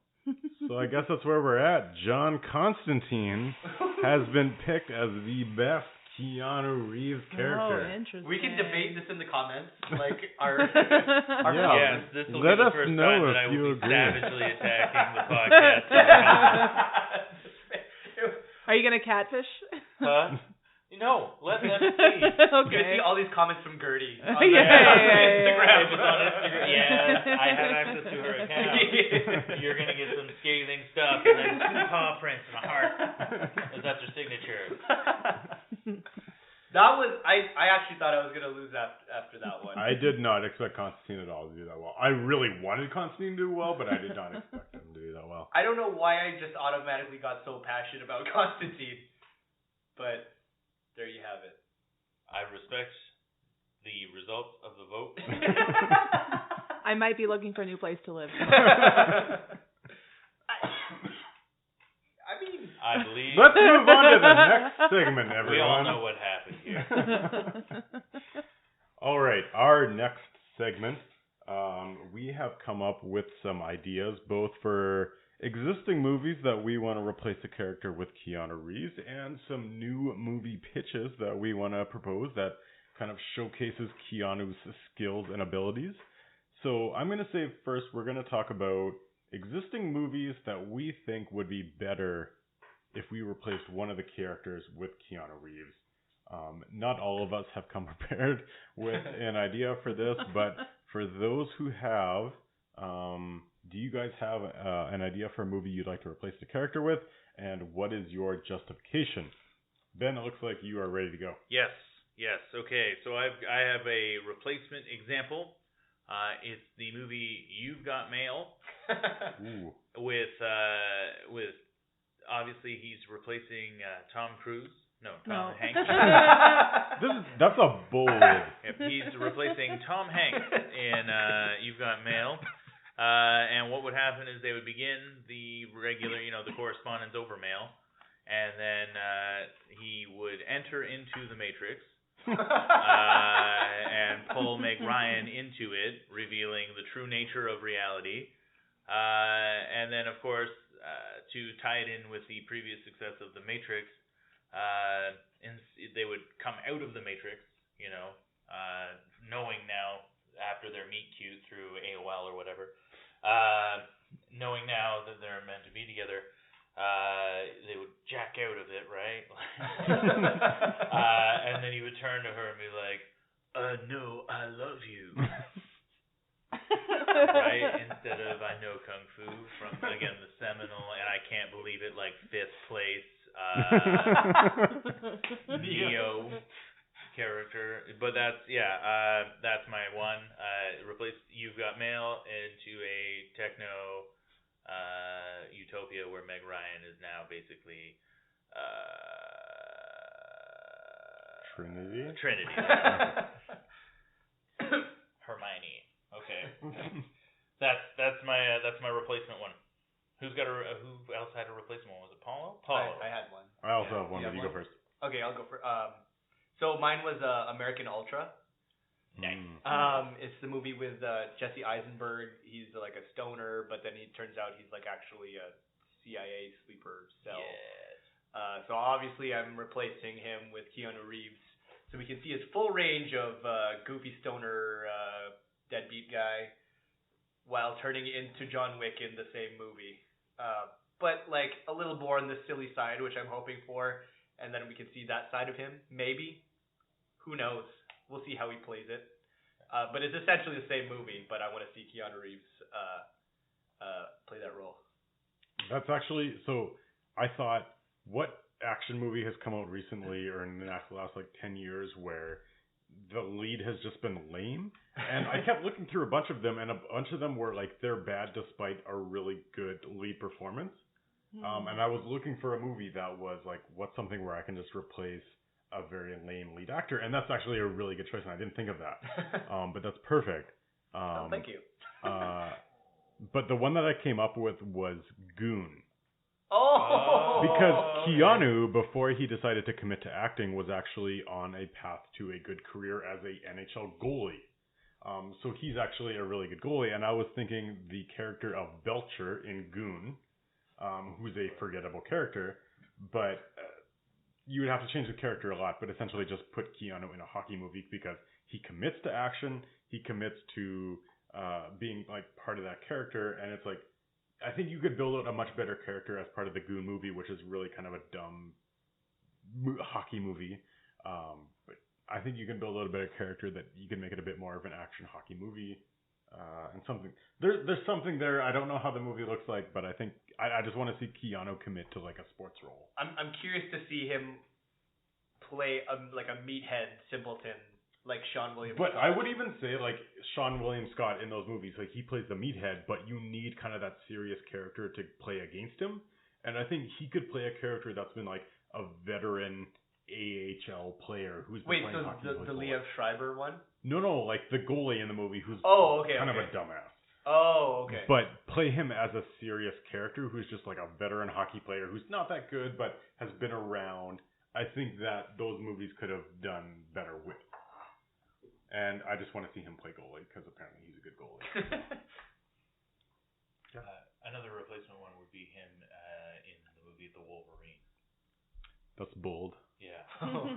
Wait, because he almost was cast in it. Huh? What? He was almost cast as Wolverine before Hugh Jackman. Almost cast as Wolverine, Yeah. and like him in like a prequel where he's meant to be like in like not feudal Japan, but like in Japan. Yeah. And like samurai'd out. Mm-hmm. Like that would be a real like a lean Wolverine might be kind of a cool look. Yeah. Yeah. You guys have some new movie ideas featuring Keanu Reeves? You have one for replacing Keanu? I don't have one for replacing, but I do have.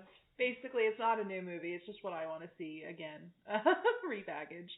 I would love to see Sandra Bullock and Keanu Reeves come back together. And, like, not linearly. Like, it has nothing to do with the lake house. It has nothing to do with Speed. They're just, both still famous and putting up really high-quality movies.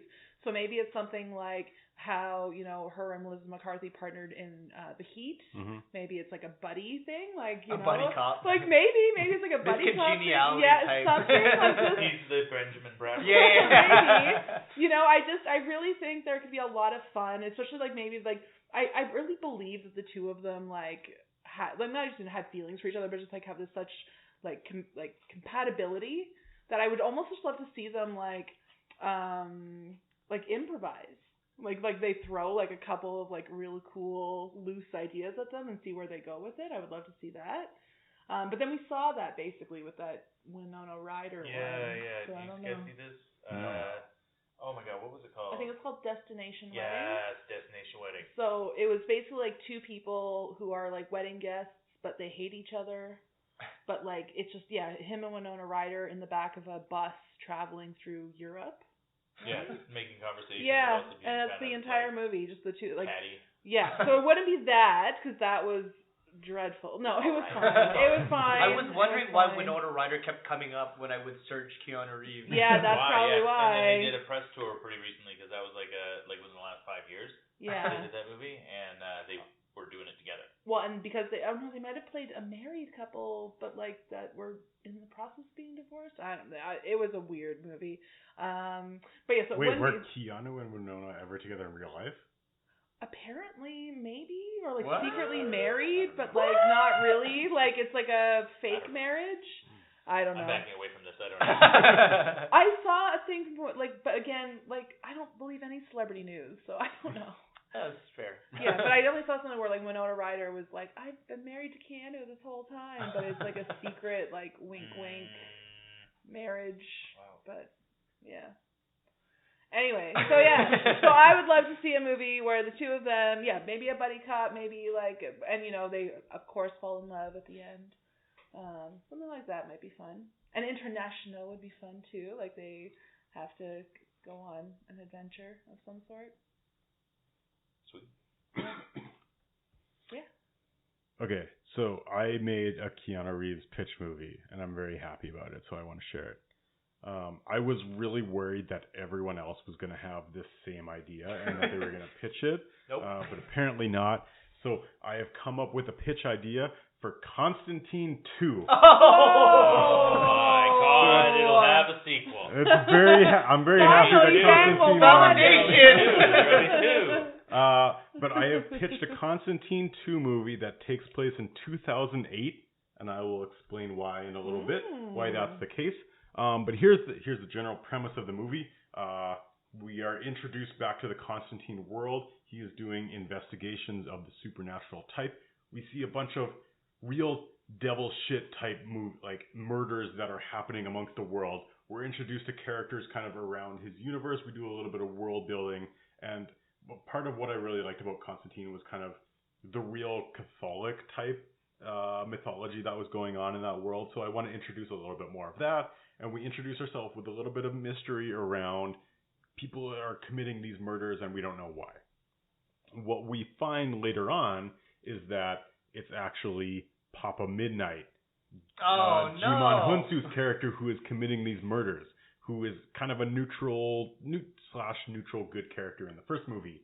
And what we find out is that he is committing these murders because he's doing an investigation to discover the whereabouts of a card that is in the mythology of the DC universe of a get out of hell free card. He's trying to get it for himself? He is trying to acquire this for himself, and this is actually part of the plot of the Suicide Squad Hell to Pay movie, which has recently come out, which is also part of the DC universe. And John Constantine is doing the investigation. Let's also say that Rachel Weisz is killed as part of this, as just part of a connection to their previous movie. But he eventually finds that his friend is actually doing the murders, which obviously causes a lot of conflict for him. And obviously related to this card. And why it's related to 2008 is part of Papa Midnight's character, which he has been cursed with immortality based on the condition of as he has immortality as long as the white man rules over the black man in the continent of America, which is actually part of his character in the DC universe. 2008 is when a certain senator by the name of Barack Obama is coming to power. And this is a very vague premise of what your immortality is based on. He's actually been around for 300 years. And so what is the actual definition of the white man ruling over the black man in the continent of America? If a president of America, the USA at least, rules over, does that count as a reversal of that? And when it comes to the end of the white man ruling over the black man, is it a Indiana Jones Last Crusade type thing where his age catches up with him and he all of a sudden ages all at once? And he just disintegrates? Yeah. Is it that, or is it just his immortality ends and he gets to live out the rest of his time? He doesn't know. So he sees that the end of his life is possibly coming sometime in the horizon, whether it's this event or maybe 50 years down the road, 100 down the road. He's done some evil shit in his lifetime, but he wants to guarantee himself not being in hell because he's done some bad shit and he's probably going to go to hell. So he is on a war path to acquire this card to guarantee that he does not go to hell. John Constantine, who in the first movie has been kind of sort of said that he's not going to go to hell and go to heaven, he doesn't really sure about that. So he's maybe coming along with Papa Midnight on this journey to find this card, maybe to help Papa Midnight, but also maybe to acquire the card for himself. So we see a bit of an adventure going on here, and eventually we find out that this card is in the swamplands of Louisiana, being protected by Swamp Thing. Nice. And this is going to be our introduction into Justice League Dark. Maybe one of the characters that we meet at the beginning of the movie with all these murders is Zatanna, who is also a character in Justice League Dark later on. Shit. We see Swamp Thing at the end of the movie. I kind of wanted to work Dead Boy into it at some point, maybe leading into a Guillermo del Toro Justice League Dark movie later on down the road. Because Dead Boy or Dead Man? Dead Boy. Okay. Now I'm second guessing that. But anyway, I want to introduce Justice League Dark a little bit, but not part of the movie. And essentially, the lead up of the movie would be The guy named Boston? Boston Brand. Yeah. But just teasing it, not part of the movie. And the climax of the movie would be this card protected by Swamp Thing, who is essentially way too powerful for them to defeat. But they learn that he won't give the card through defeat. He would give the card to someone who's worthy. And he eventually learns that Constantine is worthy because of his sacrifice in the first movie, blah, blah, blah, other good stuff. And he gives the card. And the end of the movie would be Barack Obama being elected president, which reveals that Papa Midnight actually does the whole Indiana Jones disintegration thing, and he gives him the card to guarantee that he doesn't go to hell. by getting it from Swamp Thing as a result of being a good person. And then, Papa Midnight goes to heaven, and that's Constantine's adventure. Send an email to A24 and get that made now. And this is the introduction to Justice League Dark, and then we have a whole, universe after this. Awesome. It's great. Get on it. Make that movie. I was happy. There was actually an interview like a year ago where Keanu Reeves said he would be interested in doing Constantine again, and Guillermo del Toro is still interested in doing a Justice League Dark movie, which he wrote one. He was originally signed on and then he bailed out. Oh, okay. So there's still an idea of a Justice League Dark movie at some point, which I would very much like to see Keanu as part of, but will definitely never. Right on. That's a good pitch. I'm glad now that I didn't make a pitch, because I would have just completely abandoned it after hearing that one. Also, Barack Obama would actually be a character in this movie in the same way that like he'd play himself. No, in Uncut Gems, how Kevin Garnett is a character playing himself 10 years ago. Yeah, so Barack Obama. I think Barack Obama could. He's play retired. Himself. He can play himself. Yeah, he definitely looks younger now than when he first retired. So. Yeah. Does anyone else have any pitches? So you had a pitch, didn't you? No. Or you had a pitch. Well, no, we did. Yeah, we went through. Yeah. Oh, okay. No, I think we're good. All right. Well, that's a good time to end it off. As we usually do, we want to talk about movies coming out soon that we are looking forward to seeing. What are you guys looking forward to? I'm just going to, because it's topical, I'm looking forward to Bill and Ted 3. I can't wait to rewatch the first two and remind myself what the hell happened, and check out the third one. So, question for you on that one. Yes. Keanu has very much played serious characters since then. How well do you think he's going to slip back into that Ted character? I really don't know, but I think he's going to fully try. Yeah. I don't think they're not going to do something where it's John Wick named Ted. You know what I mean? It's Ted has become a serious guy. Yes, no, that is not going to happen. They're going to catch him up, and he's going to be the same dude, and we'll see where the rubber meets the road. This might be that role, right, that proves out how skilled he really is, because he can just turn it back into that goofy time-traveling stoner from high school. I don't know. So I'm looking forward to that. That'll be cool. And do you think Alex Winter, he hasn't done much in a while. Sure, but he did that. I think he can do that again. So he's going to do that again? Yeah. Okay. Yeah. Okay. He also still kind of weirdly looks a lot like, they both shave him down. And they both pretty much look like those guys. It's weird. Yeah, that's fair. What else do you get? What about you guys? Paulo? Carson's gonna hate this, but I'm looking forward to A Quiet Place 2. I do hate that. I'm curious to see what they're going to do with that world that they created, which is super interesting to me.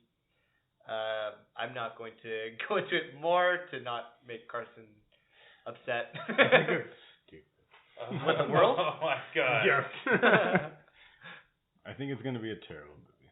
I think it very well could be bad, but I'm still going to watch it, just like I'm still going to watch Artemis Fowl, which I'm really looking forward to. Nice. Shadoe? Cool. I'm actually going to... I just remembered a movie that I saw a preview for recently, and I felt like a kid again when I saw the preview, and even though it's super cheesy and going to be super bad, I want to see it very badly, which is the new Doolittle movie starring RDJ. Oh, yeah. I really want to see it. I think it's because over the holidays we rewatched the Eddie Murphy one because it was just on TV as a that's on Disney family Plus too, friendly nice.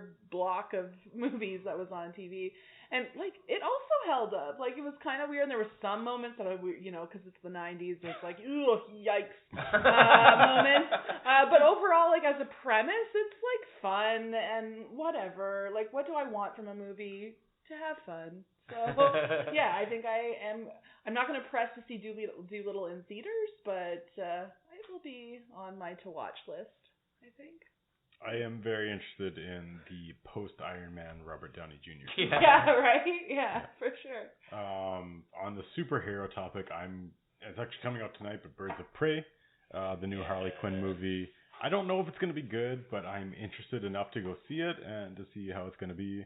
I think there's going to be at least enough unique style that it's something different from the superhero genre. So, yeah, I'll check it out, and I think it'll be interesting. We're loving the Harley Quinn cartoon. Yeah. It's really great. Yeah. Which one? It's on like Adult Swim. There's been a lot of like very interesting Harley Quinn stories in the DC universe. So I think there's a ton of content there, which is why I'm interested about Birds of Prey. I don't know how much of that they're really going to explore, but I hope they do. So to that end, you would be interested in this cartoon because it does explore the Harley Poison Ivy relationship. Yes, that I think is really interesting. Yeah. Yeah, which I believe they consciously stayed away from with the Birds of Prey movie. There was an opportunity for them to go that route. Because in Birds of Prey, they talk about her stepping away from Joker, which is a big part of the Poison Ivy relationship. Yes. But it doesn't seem like they've integrated that Poison Ivy part of it. They did not. But the point of her recognizing what is wrong about her relationship with the Joker and realizing that she needs to step away, I think you could do a parallel type thing there, which is why I'm interested in it. Yeah. No, I'm also interested in checking that out. But yeah, highly recommend. Kitty. That cartoon, and also I was just watching. It's aimed way younger, but DC Superhero Girls, pretty entertaining. I don't know. I haven't even heard of this. Superhero Girls? DC Superhero Girls. It's like they're all in high school, but it's interesting if you're a fan of the characters because they're all like little tiny high school versions of the characters. Like the one episode I happened to watch, they did a high school version of the Flashpoint Paradox. I really love that story, yeah. I really loved it too, and they really kind of touched on the central themes of it in a 15-minute cartoon, like Adult Swim, not even Adult Swim, that's just like Cartoon Network style animated show. So having seen one episode of it, I'm already being like, you should check this out. That mostly just had Batgirl in it though, but still solid. Okay. She just tasted me. I don't know. I think she's getting ready to bite. She is. Well, we will end it off there. Thank you, too, for stopping by the episode. Thank you for having us. This was great. And we will see you guys again next month. See ya. Bye. Thank you. Bye. Bye.